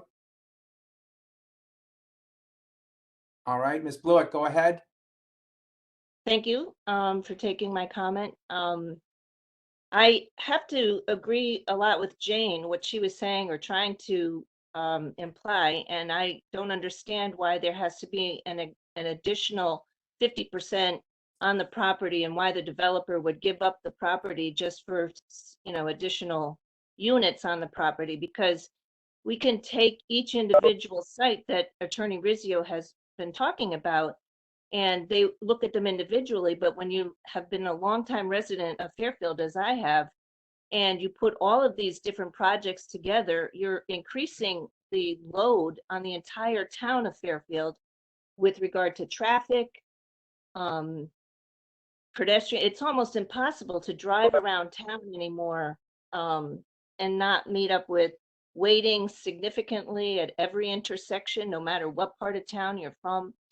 The other thing, Attorney Rizio, you mentioned several times the units on Umpqua Road, which I drove through recently, and I was appalled at how the units themselves really destroyed the effect of the living for the people in Audubon society, because the units, being as large as they were, took away a lot of the sunlight that the units, the people in Audubon who are backed by the I-95, but the front of their units, which had all of the windows, the sunlight was basically completely eliminated at almost a high part of the day. So it's the environmental effects that you actually see, or you don't see, or maybe don't even think about when you're building units of this nature. Then, and going along Oldfield Road, there's been a lot of units that have been put up on Oldfield Road, and the neighbors not probably realizing,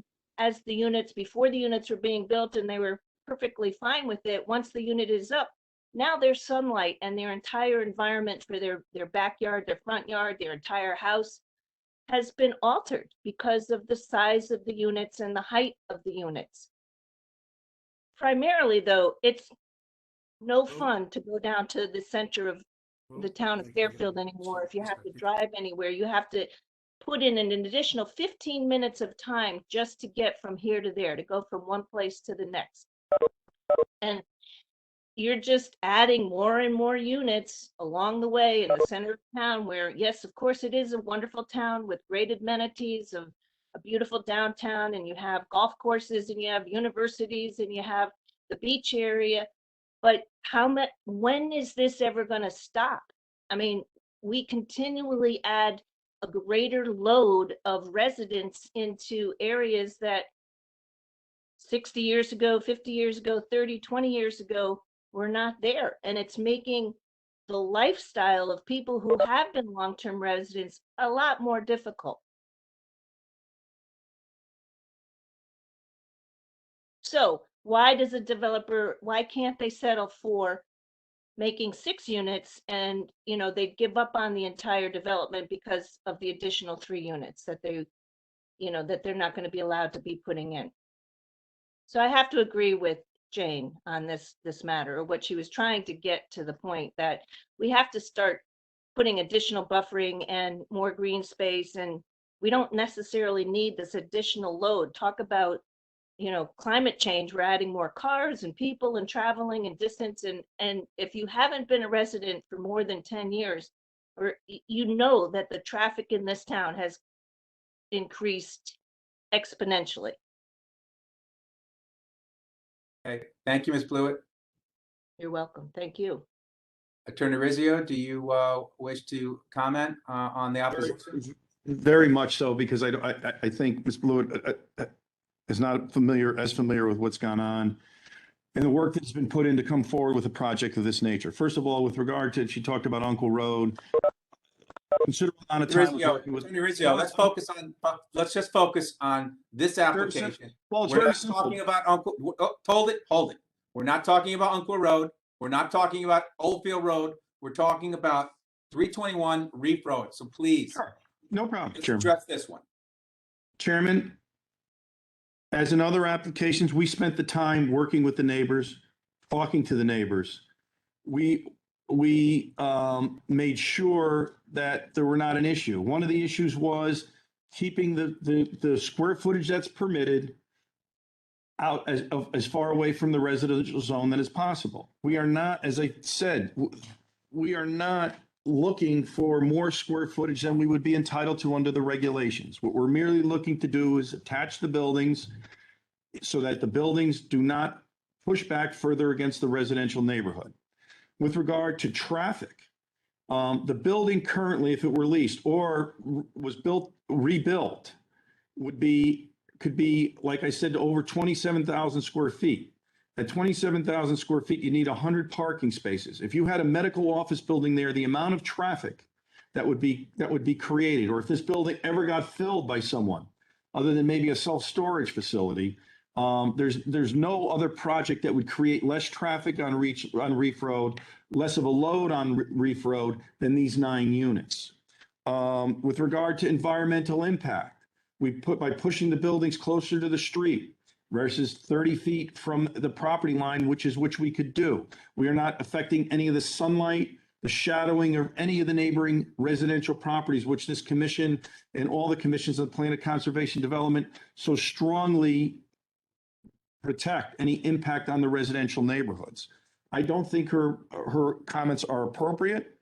I think that I can tell you right now, this would not be built for 6 units. There was a ton of interest in this at a much higher density. Our client decided to go a different route, which would be higher end, very nice, really classy looking apartments, pushed away from the residential neighborhood so we didn't have any impact on our neighbors. A height that's consistent with what would be in a design residence district, or what's consistent with the B zone and the A zone behind us. As you can see, it's no higher than the new building that was built directly behind us and all up and down Reef Road. And then it's just a matter of, if you're talking about impact and density, by going 100% residential, you're creating the least amount of impact you could on Reef Road. By redesigning, getting rid of those spaces in the front, we're making the property much more safe, and adding green space that's so desperately needed. We're not building an excessively large building. We're basically enhancing the building that's there. We think it's a better idea to connect the building versus to push the square footage back on the building. There is no request for any kind of coverage variance, no request for any floor ratio variance. We would have the ability to put this amount of units on this site. We would just have to redirect them toward the rear, or we'd shrink the height and spread them further out and push them further back. We're coming in with a building that's consistent with the buildings that have been approved and used in this area. We're building with something that's in harmony with the neighborhood, and we believe we're reducing the impact and the nonconformities that exist with regard to parking, traffic, and circulation and safety that currently exist on the site. Building coverage in this zone is permitted at 75%. That's building coverage. We're at 38%, so we're basically half of the building coverage that we're permitted in this zone. I don't think you can have a project that is more sensitive to the neighborhood, more conforming to the area, with the least amount of impact on any neighboring properties, as witnessed by the lack of neighborhood concern or opposition, because we've spent the time to educate the neighborhood, take into account their comments, and come before you with a project that we believe works 100% and is really the best use for the site. And I, as a resident of the neighborhood, probably within a few hundred feet of the site, strongly would also support this application. And for all those reasons, we believe there's a hardship in reducing the nonconformities, making it a safer project, the unique shape of the property being 100 feet by 375 feet high, deep. We would strongly request this commission grant this application. We honestly think it's the best use for the site. And I thank you for your time. Happy to answer any other questions. Thank you, Attorney Rizzio. I closed it a little too early before. I'm now going to close the hearing on 321 Reef Road. I needed to allow Ms. Blewett to make a comment, which she's entitled to do. And thank you for responding. Our next item is number 11, 1601 Post Road, map 180, parcel 78. Petition of Sound QP Post Road LLC for a variance of zoning regulations, section 12.7.6.2, to reduce the setback on one side from 10 feet, currently 0 feet, proposing 0 feet. Permission to construct the second floor addition premises CDD zone. Attorney Nuff, you're presenting this, correct? I am, Mr. Chairman. Nice to see all of you. My name is John Nuff. I'm an attorney with an office at 147 Broad Street in Milford, and I'm here tonight on behalf of the applicant and owner of the property at 1601 Post Road. We all know that this is the location of Quattro Pazzi and Aurora restaurants, and the second floor is currently vacant office space, but it was formerly the home of the Fairfield Chamber of Commerce. I think you all know that they were sandwiched between Henry C. Reed Jewelers on one side and Rite Aid Pharmacy on the other. And notably, we have letters of support from both of our abutting property owners. The property consists of slightly over 16,000 square feet, and we're, of course, in the Center Design District. The building is presently non-conforming as the side yard setbacks, both for the first floor and that portion of the second floor that currently exists, because we have 0-foot setbacks on both sides. This is an application to vary 12.7.6.2, which requires a setback of 10 feet on one side and 0 feet on the other side. And so what we're proposing to do is a very modest expansion of second floor to match the footprint in the first floor, consisting of only 1,454 square feet.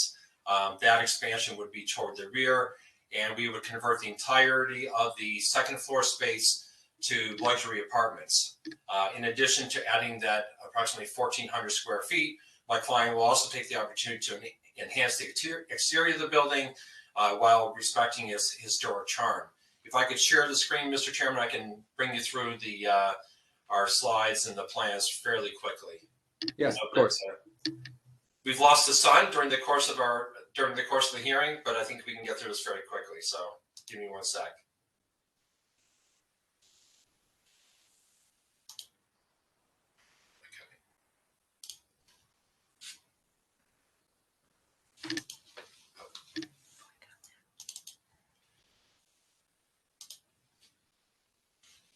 Okay, I think we can all see that.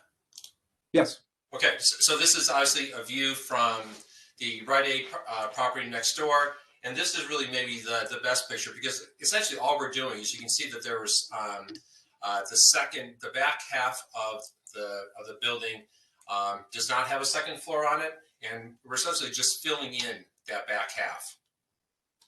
This is the view from Post Road, of course, and the newly redone Henry C. Reed Jewelers. And clearly we both have a 0-foot setback on this one side. Here is the opposite side. We have a 0-foot setback on the Rite Aid parcel. This is the rear of the site. You have the Henry Reed building on the right and our building on the left. Our building is sort of an unusual shape. It's a little bit of a trapezoid, which is why they're butted up against each other on Post Road, but there's this gap in the rear. Here's our site plan. As you noted, that there's just 1,400 square feet being added to the rear of the property. So we would be allowed to do this, just not have 10 feet on the second floor on one of those two sides. And so the total variance we're requesting is a very modest square footage. Obviously not the 1,400 square feet, but considerably less than that. I can show you the building elevations. Let me zoom out a little bit. I'm going to show you the elevations of the existing.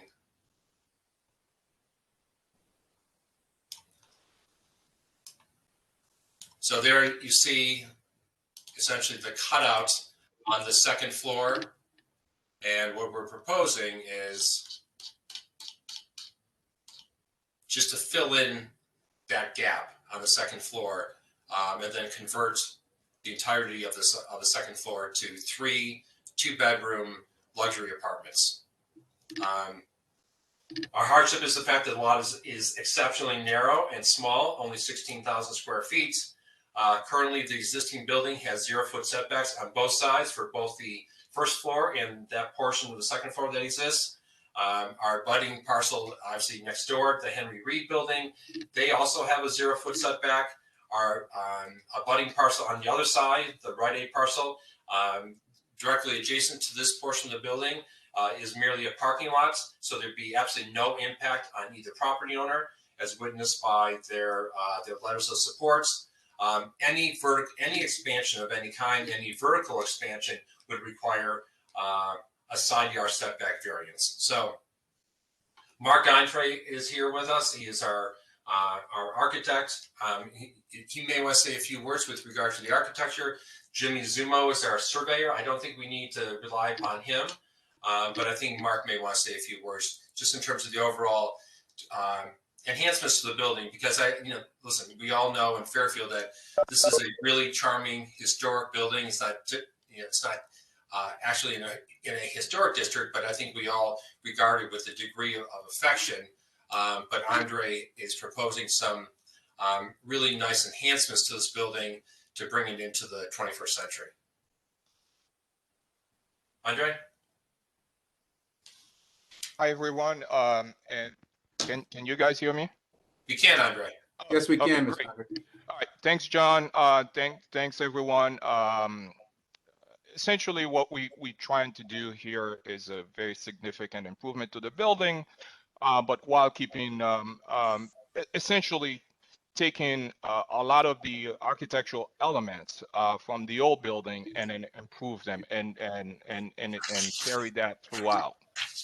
We do have a color picture, John. If you can show that, that would pretty much capture the essence, the essence Yeah, of let me the see. project. So that's one view. Let me zoom in on this. Or if you can take the one that is by itself, that's probably a much nicer picture. Okay. Andre has some pride of authorship here. He's we part of the same team. no. He's done a remarkable job, and so here we go. So this he's one, deservedly proud. Yeah. So this one here, basically, I just want to guide the commissioners a little bit. So we keeping the main entrance to the old office, and we using the pediment detail there. We using a mixture of brick and limestone. So that's in keeping up with the existing architecture. And if many of you will probably been to that space, you probably remember Quattropazzi, all that has all that folding door system, and we expanding that into Aura to make the ground floor commercial space very consistent. What's different from this in this rendering from what we submitted is the side elevation, where we extending the second floor siding to cover the stucco at the ground level along the Rite Aid elevations. And I'm not sure I have much to say, except if you guys have any additional questions for me, I'm happy to answer them. Thanks, Andre. The other thing I want to point out, so that addition, the dimension is 50 feet wide by 27 feet long. So if you just take that portion of that we could build without a variance, and then the extra square footage that we're adding is about a little bit more than 100 square feet. So this is about as modest of a variance as you can imagine, and in exchange we're getting this really, really attractive update to the building.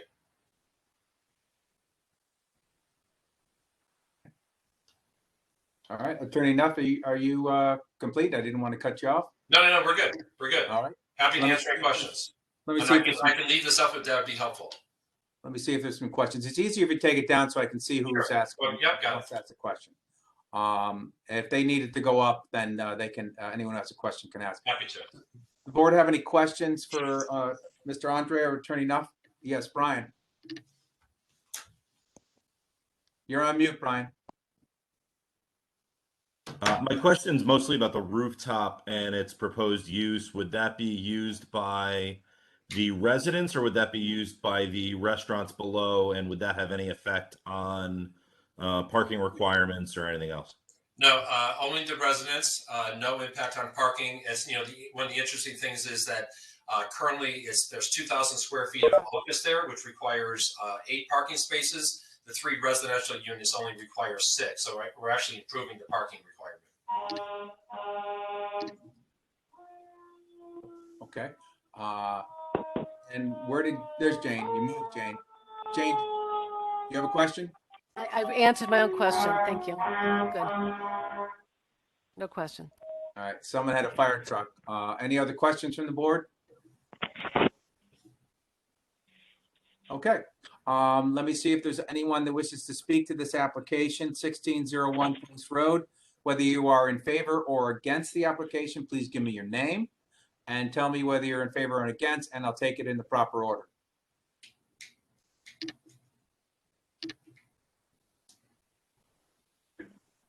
Don't hear anyone? Okay. I'm going to close the hearing on 1601 Post Road. Attorney Nuff, Mr. Andre, thank you very much for the presentation. We are now, the public hearing is now closed. Does any member of the board, and Elise, you're sitting on the first one, does anyone need to take a break? Okay, I have one raised hand for a 5-minute break. It is 5:15 right now. We're going to come back at 5:20. If make sure you mute and take your video off. Just safer to do that. Okay, perfect. You ready, Matt? Okay, thumbs up. All right, I'm going to call back to order Zoning Board of Appeals. Fairfield is December 9, 2021. We're reconvening our working executive session. We're going to be taking up the matters that went forward today and vote and discuss on those. So I just got to go through the order again, even though I have to repeat some of the things just to make it clear. On continued docket number 10, 3280-3300 Post Road. That has been continued to January. Continued docket 11, 599 Kings Highway West. That has been continued to January. Our first one for business today is number 9 on our continued docket, actually the first number 9, and that is 1517 Beacon View Drive. And our order of voting is going to be, it's going to be Brian, Jane, Katie, Terry, then me. But Elise is sitting in for Jane on this, so you're second on that. So number 9, 1517 Beacon View Drive. Mr. Palick presented this. Is to construct a rear 2-story addition. And I'll entertain a motion to approve. You're So muted, moved. but I think Brian said so moved. Second. And a second. Okay. Okay, discussion, and remember we have Elise on this. We did hear, and we had the note on the opposition from one of the neighbors. In consideration of the note, I don't think that this is an outrageous project. From what I can see of the neighborhood, both in Google Maps and just driving through it, it's not. I don't think it's outlandish. I think bringing it up to code and adding the addition would be still in keeping with the neighborhood. There's a lot of pre-existing non-conforming 2 families in this particular neighborhood, and a lot of undersized lots as well. You know, and it just it's a knock. He doesn't ask for anything else. He needs 20,000 and square feet. He has 10,000 still, and he's not at, doesn't need any other variance. So it's just that it's to expand the pre-existing. So if he built it as one big house, it would still fit on all other regulations. Good idea that it be brought up, updated when you drive by and look at it compared to others too. So yeah. Any other comments? Yeah. All right. Brian? Yep. Elise? I'm in favor. Yep. Okay. Katie? Yes. Harry? Yes. I say yes. That passes. Is granted, should say, not passes. Continued docket, second number 9, 160 Cedar Road. That has been withdrawn. Elise, you're welcome to stay to hear what's going on, but you're not going to be voting anymore. And sorry, Harold, you're just along for the ride, but thank you for watching and listening to us. General docket number 1. 768 Sasco Hill Road. Attorney Fallon presented this for the Blairs. It's to construct a second floor addition. Entertain a motion to approve. So moved. I'm going to give that one to Terry. Is there a second? Second. Thank you, Brian. All right, discussion. I think I was the only one that had a question on this one. It's pretty straightforward. I was only concerned that it might have affected his existing protected setback, and I was set straight by Attorney Fallon. So I don't even think you can see this from the street. No, you can't see the house from the street. I mean, no. It's a good sized house. So I mean, Yeah. it slopes way down, as you know, Yeah. from looking at it. And this is on the side, and that one neighbor's there's decent distance, and that neighbor signed off it as well towards that side. All right, we'll bring it to a vote. Brian? Yep. Jane? Yes. Katie? Yes. Terry? Yes. I say yes, that's been granted. Number 2, this is 34 Harbor Road, presented by the owner, Amanda Sullivan, and Tim Geitz as well, presented and discussed the application. It's to construct addition, front porch, and rear deck with stairs. Entertain a motion to approve. So moved. Thank you, Brian. Is there a second? Jane seconds. Thank you, Jane. Okay. And discussion. It's a reasonable request. I mean, with all the variance requests, does scare you at first look at, but Yeah. when you look at the property, the shape, you can't use all the property.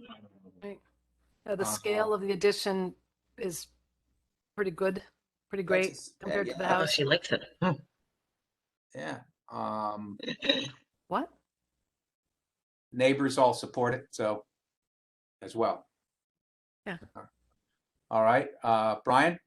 Yes. Jane? Yes. Katie? Yes. Terry? Yes. I say yes, that's been granted.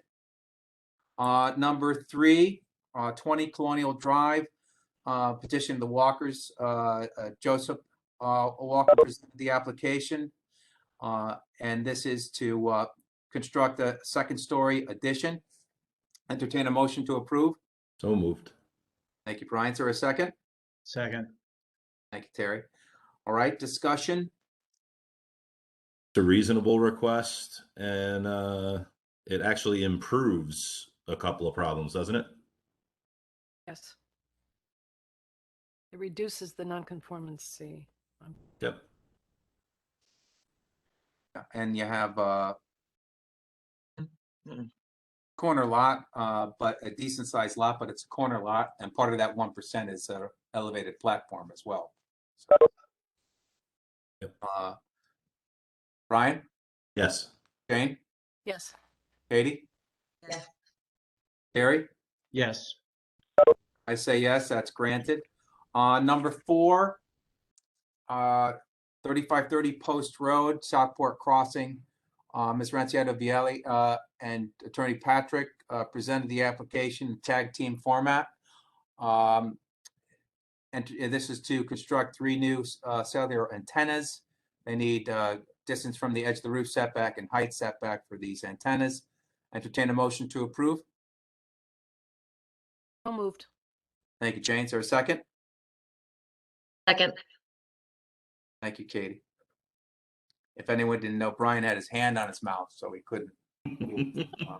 Gave me a shot. Not anything as to this Trying. application, just that he wants to give other people an opportunity to speak. Thank you. Let's have some discussion. It was reasonably clear why they need it. I mean, I don't think it's unreasonable. There are existing antennas on the roof structure. The only question the only concern I have is their proximity to the corners. They're kind of overhangs, but I think, like we've said before, and some of these other applications, antennas are like telephone poles and things that are there, but we just choose not to see them. No, it's just Well said. They don't jump out. Well, and the No. newer technology, they're Yeah. a little So- more attractive than the old ones.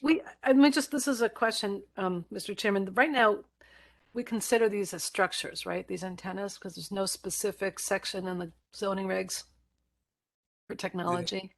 Is that right, correct? Matt? Yeah, I think.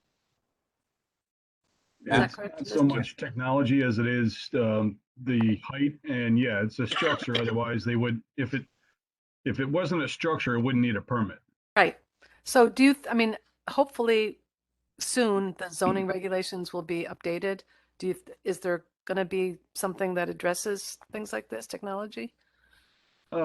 Maybe to a degree. I mean, there's a siting council that takes jurisdiction over quite a bit within town, but Yeah. when you're on top of a building, they do not. Yeah. So, in this case, we have, when the regulation was designed, it wasn't originated for cellular antennas. It was originated for, elevator shafts, flagpoles, things as such like that. Right. And not to be as close to the edge of the perimeter of the building. So you have the setback off the edge of the building. Do I think it's going to change? Probably not. These antennas can't get much higher than where they are. Yeah. It's just that they're new. And if they're replacing, it would be fine. But this doesn't exceed the height of some of the other antennas that are already on the building. Yeah. Okay. yeah, my concern wasn't so much height; it was proximity to the corner and a wind event and a strong wind event. A lot of these things are in the center of buildings, but these being within 1 foot of the edge was my only concern. All right, let's vote. Brian? Still yes. Jane? Yes. Katie? Yes. Harry? Yes. I say yes, that's been granted.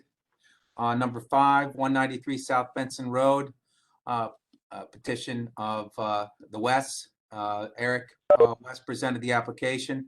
They want to extend the dormers down on South Benson Road. Entertain a motion to approve. So moved. Thank you, Brian. Is there a second? Jane seconds. Sorry. Jane seconds. Yep, I heard that spam. Oh, okay, call, sorry. Spam call on my phone, so I had to just stop that. All right, let's discuss.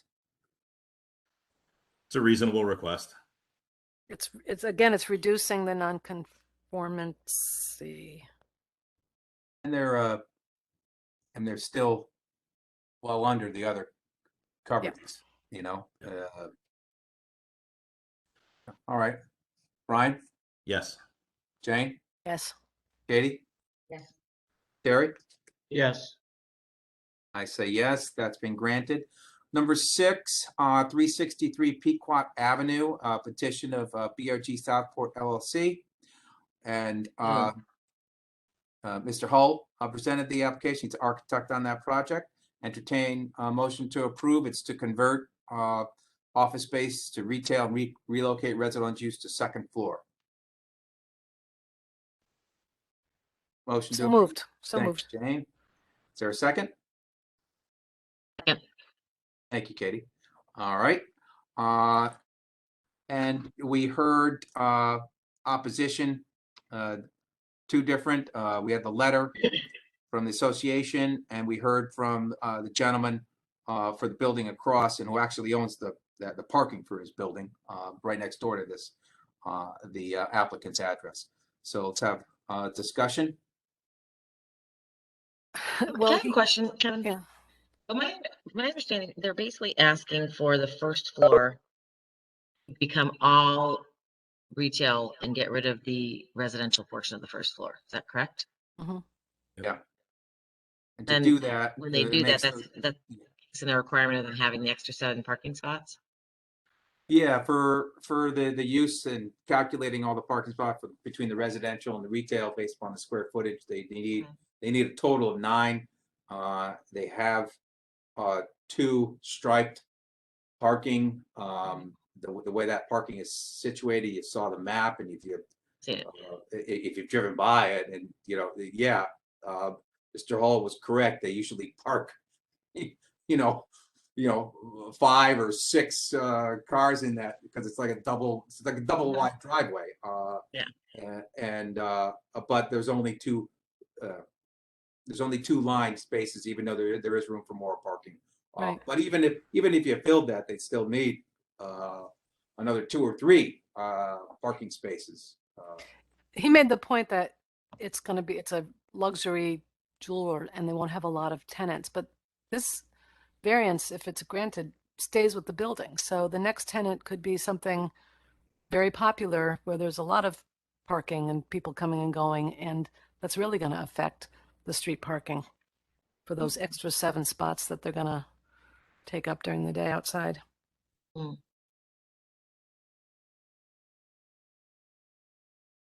It is a predominantly retail street, isn't it? It's almost all retail. It's almost all retail. There's a couple of restaurants. And with the 1 hour turnover, with the 1 hour time limit, which he so politely corrected me on, I think it's slightly less of an issue with the short timeline, with the short turnover. Well, if it becomes all retail and they have more than 2 employees, then somebody's going to be moving their car every hour who's parking on the street. Yeah. And if there's 4 employees, then it's, it just adds to parking spaces being used up all day long, not letting those spots be used by people who are coming and going. Yeah.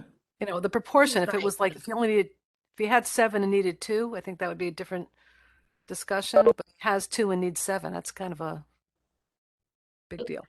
For clarification, also, I'm just confused by the other, what is the Barber? What are the stores that are currently there now? Like Sono Bakery, the Horseshoe. I think it's a little barber shop or something. They all have how many parking spaces? I don't know. I don't think they have any. I think they're all on street. So, why is this building required?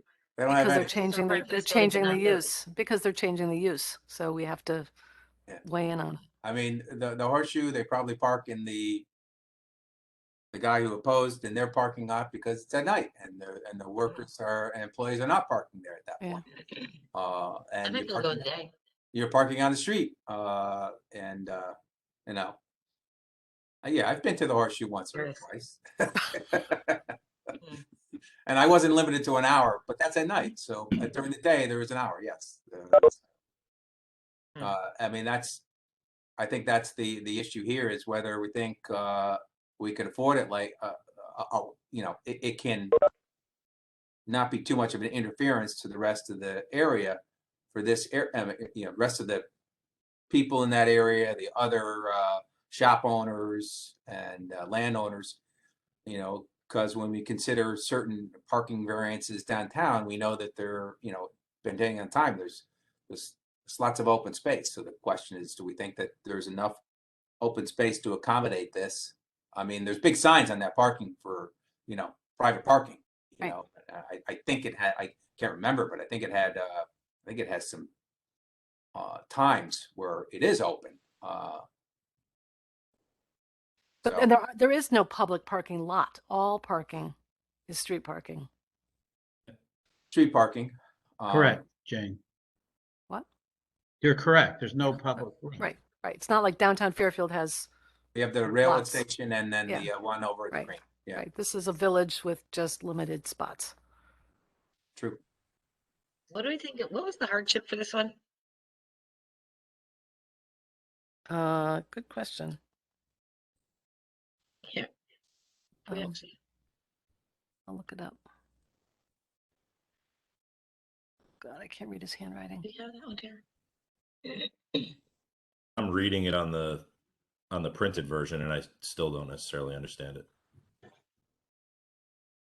I think the concern is that it's pre-existing non-conforming because he's got residents on the first floor, and he's trying to eliminate the residential space on the first floor to move it all upstairs. Mhm. So he's technically trying to reduce a non-conformity, which is Having the exacerbating his parking problem.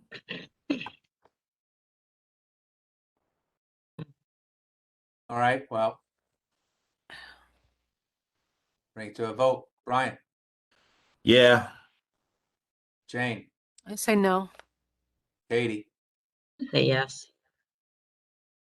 Harry, No. I say no. Yeah. All right, that has been denied. 363 Pequot. 250 Pequot was continued to January. Number 8 Bay Edge Court. It's a petition of the Imperious. Megan Imperia presented the application. And this is for a one-story, second floor addition. Entertain a motion to approve. So moved. Thank you, Brian. Second. Second. Thank you, Terry. All right, discussion. I think it's a reasonable request. We teased out the hardship. The actual hardship. That was very nice leading, Jane. Well, You threw a nice softball question. I'm nice. That was appropriate. Undersized lot by 3,000 and a corner lot. So she had Our favorite couple things in her pocket that she could use. Yeah, I mean, it's a nice home and a nice area. Drive by it on my bike rides all the time. I do. I like the house. I like that area. So it's nice that updating it a little bit. All right, Brian. Yes. Okay. Yes. Katie. Gary. Yes. I say yes. That's granted. I think we need to. Whoever that is. Nope, they're gone. I got them. Thank I you. found it. All right, yeah, I was just about to yell it out. Number 9, 283 Old Spring Road, and it's a petition of Pally's, and Mr. Zumo presented the application. It's to remove an existing detached garage and construct a new 2-story, 2-car garage addition. Entertain a motion to approve. So moved. Thank you. Is there a second? Brian? Thank you, Brian. Second? Second. Thank you, Terry.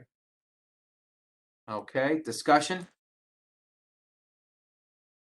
I think it's a reasonable request. It took me a minute to kind of visualize how they were going to improve the usable space, like backyard, as he put it. But once that garage comes out and the driveway's moved, I think it improves the livability of the house, and it's not too big. I don't think. Oh, yeah, there's no lot coverage or Yeah. ratio request. It's just, moving it, so if they redid it and put it even close, they wouldn't need this, but it makes sense to attach it, especially putting a second floor on it. Also, just to point out, the 10 feet, look at the plot plan, it's a little deceiving because the edge of the pavement is another 10 feet away from the property line. So you know, if you didn't have the map in your hand and you walked it out, you'd be like, oh, there's no problem. So, you know, that's a factor about, you know, where the lot lines are and where the pavement is, but it goes to the lot, it goes to the property line. So bring it to a vote. Brian? Yeah. Jane? Yes. Katie? Yes. Harry? Yes. I say yes, that's granted. Number 10, 321 Reef Road, Petition of Brothers Holding Inc. Attorney Rizzio presented this. And we did hear in opposition from Ms. Blewett on that. It's to construct a 3-story multifamily building with 9 residential units. Entertain a motion to approve. So moved. Thank you, Brian. Is there a second? Second. Thank you, Terry. Okay, discussion? Go ahead, Jen, you start. Well, you know, I try and ask leading questions, I already know the answer, but I want to hear it said out loud so it gets recorded. But I asked earlier today of Mr. Decker and our chairman, when there are 2 conditions that have to be met. The first one is, so it says to not affect substantially the comprehensive plan. So what is that? It's not just the zoning regulations, but it's also the town plan for conservation and development, which we also just kind of pass over. But I went back and read through it, and there's some specific items in there that are not regulations, but they're things to encourage certain kinds of development in town. And I think that the way this project is proposed, it doesn't support the 2 things. And one of them, and I will read if you don't, because you may not know what they are.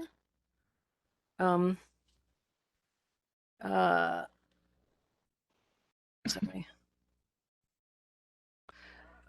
It's like section 3.1.12, emphasize the preservation of the environment and conservation of natural resources in town health, building, and zoning codes and regulations. So that's one thing. And then the second one is, sorry. 3.2.5, it talks about conservation, and specifically under community character, it talks about the provision of open space through land development can be achieved by encouraging cluster development, which enables portions of the site to remain undisturbed or set aside for common recreation space. And these are all good goals, and these have been in the plan for conservation and development since 2016.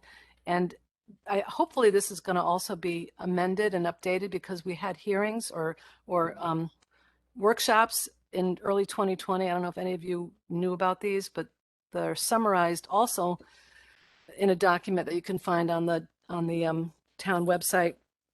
And one of the takeaways was, and the people who participated were community members. They're, you know, local real estate people and architects and developers, but also just neighbors and people who are concerned about how development and conservation was proceeding in town.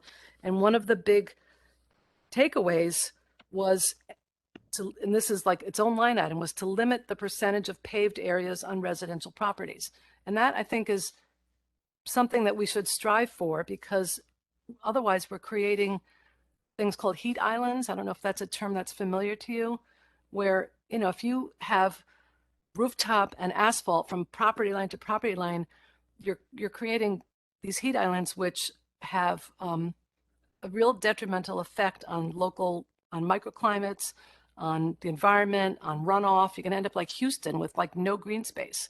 So I was trying to talk about that with Attorney Rizzio, and it seems pretty clear that, you know, his client is not going to reduce the number of units in the building, but he did offer to remove 4 parking spaces out the back as a condition. So can we include that? You'd have to. He said it. He said it. Yeah. I know. Well, the motion was just that wasn't part of the motion. And the motion was to a motion to approve. If you want to move to amend the motion to approve to include a condition to reduce the visitor parking spaces to 10, you could make that motion to Okay. amend it. Can I do that now? Yep. Is I there a would- second to that motion to amend? I will second the motion. Okay, let's discuss. We're moving the discussion now on to whether we should amend our motion to approve to include a condition that the visitor spots be reduced to 10 spaces. Well, I think it's, in this case, a lesser of two evils in the point that I don't believe that the developer is going to give up the lot. And I think the alternative to the developer is to take up a great deal more of the space with the buildings themselves. He noted the potential for 3 buildings. I think a single building is more amenable to me, and the extension of green space by that method of reducing 4 parking spaces, which gives you what, another 32 linear feet in one direction. 9 by of 18 green times space. 4. Yeah, I mean, it's a drop in the bucket, but it's something. What did To what are that your end, thoughts I'll say on that's it. amending on the amendment, Katie and Terry?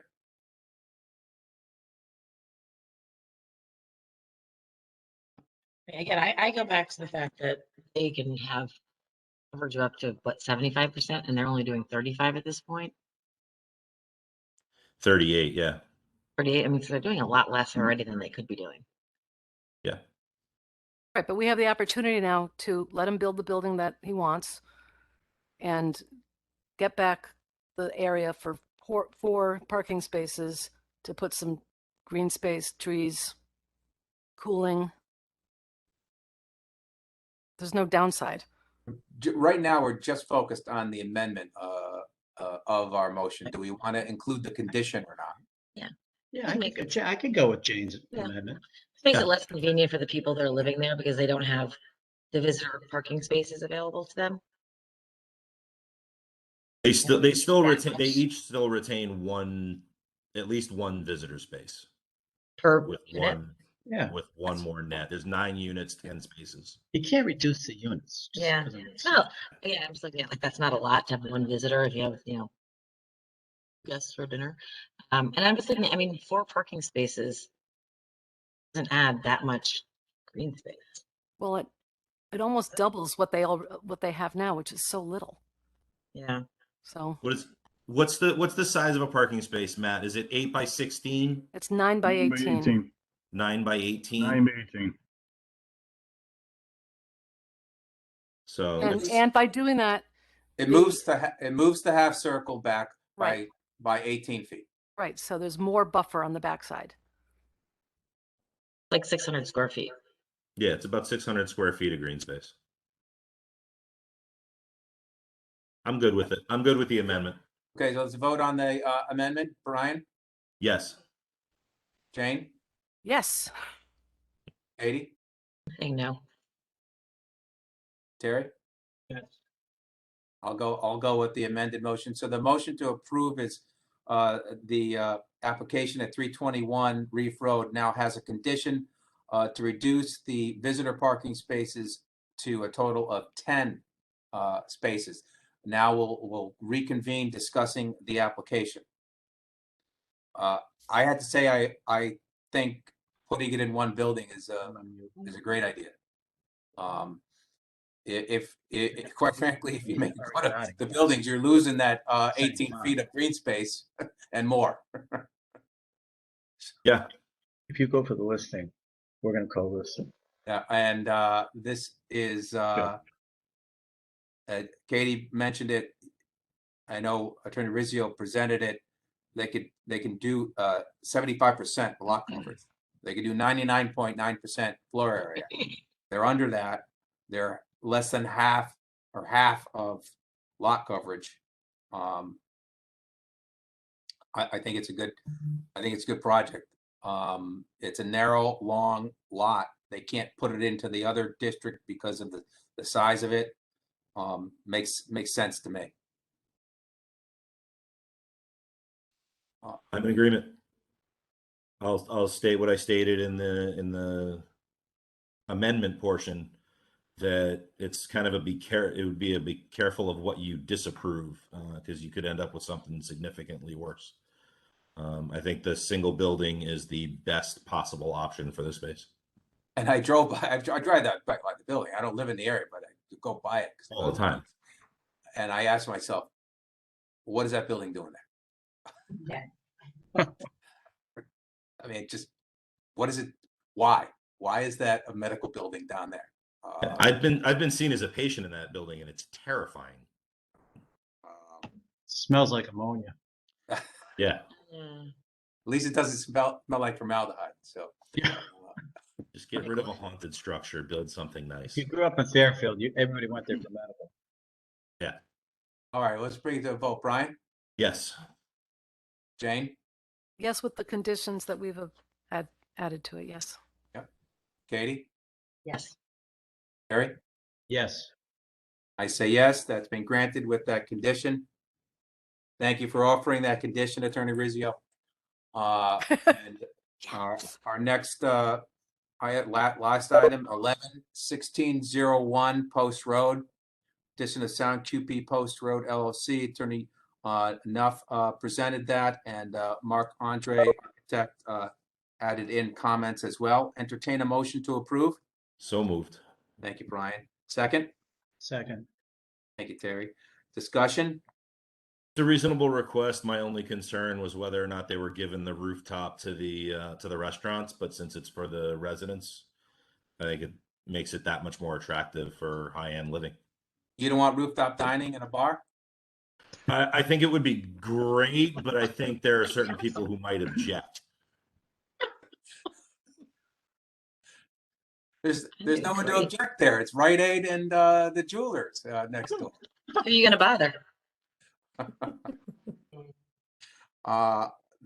No, when I looked at it, I was like, wait a second, where are they going? And then, and then I remembered, oh, that back little piece, connecting on, it would be a nice use of that space too, with those 3 apartments. I agree, it's good, makes sense. Any other comments? Okay, now everyone moved on my screen, so I got to figure it back out. Brian? Yes. Jane? Yes. Katie? Yes. And Terry? Yes. I say yes, that's been granted. Closes our public hearing. Thank you, everyone. Welcome. May I Elise ask a and Harold. question? May I ask a Yeah. question?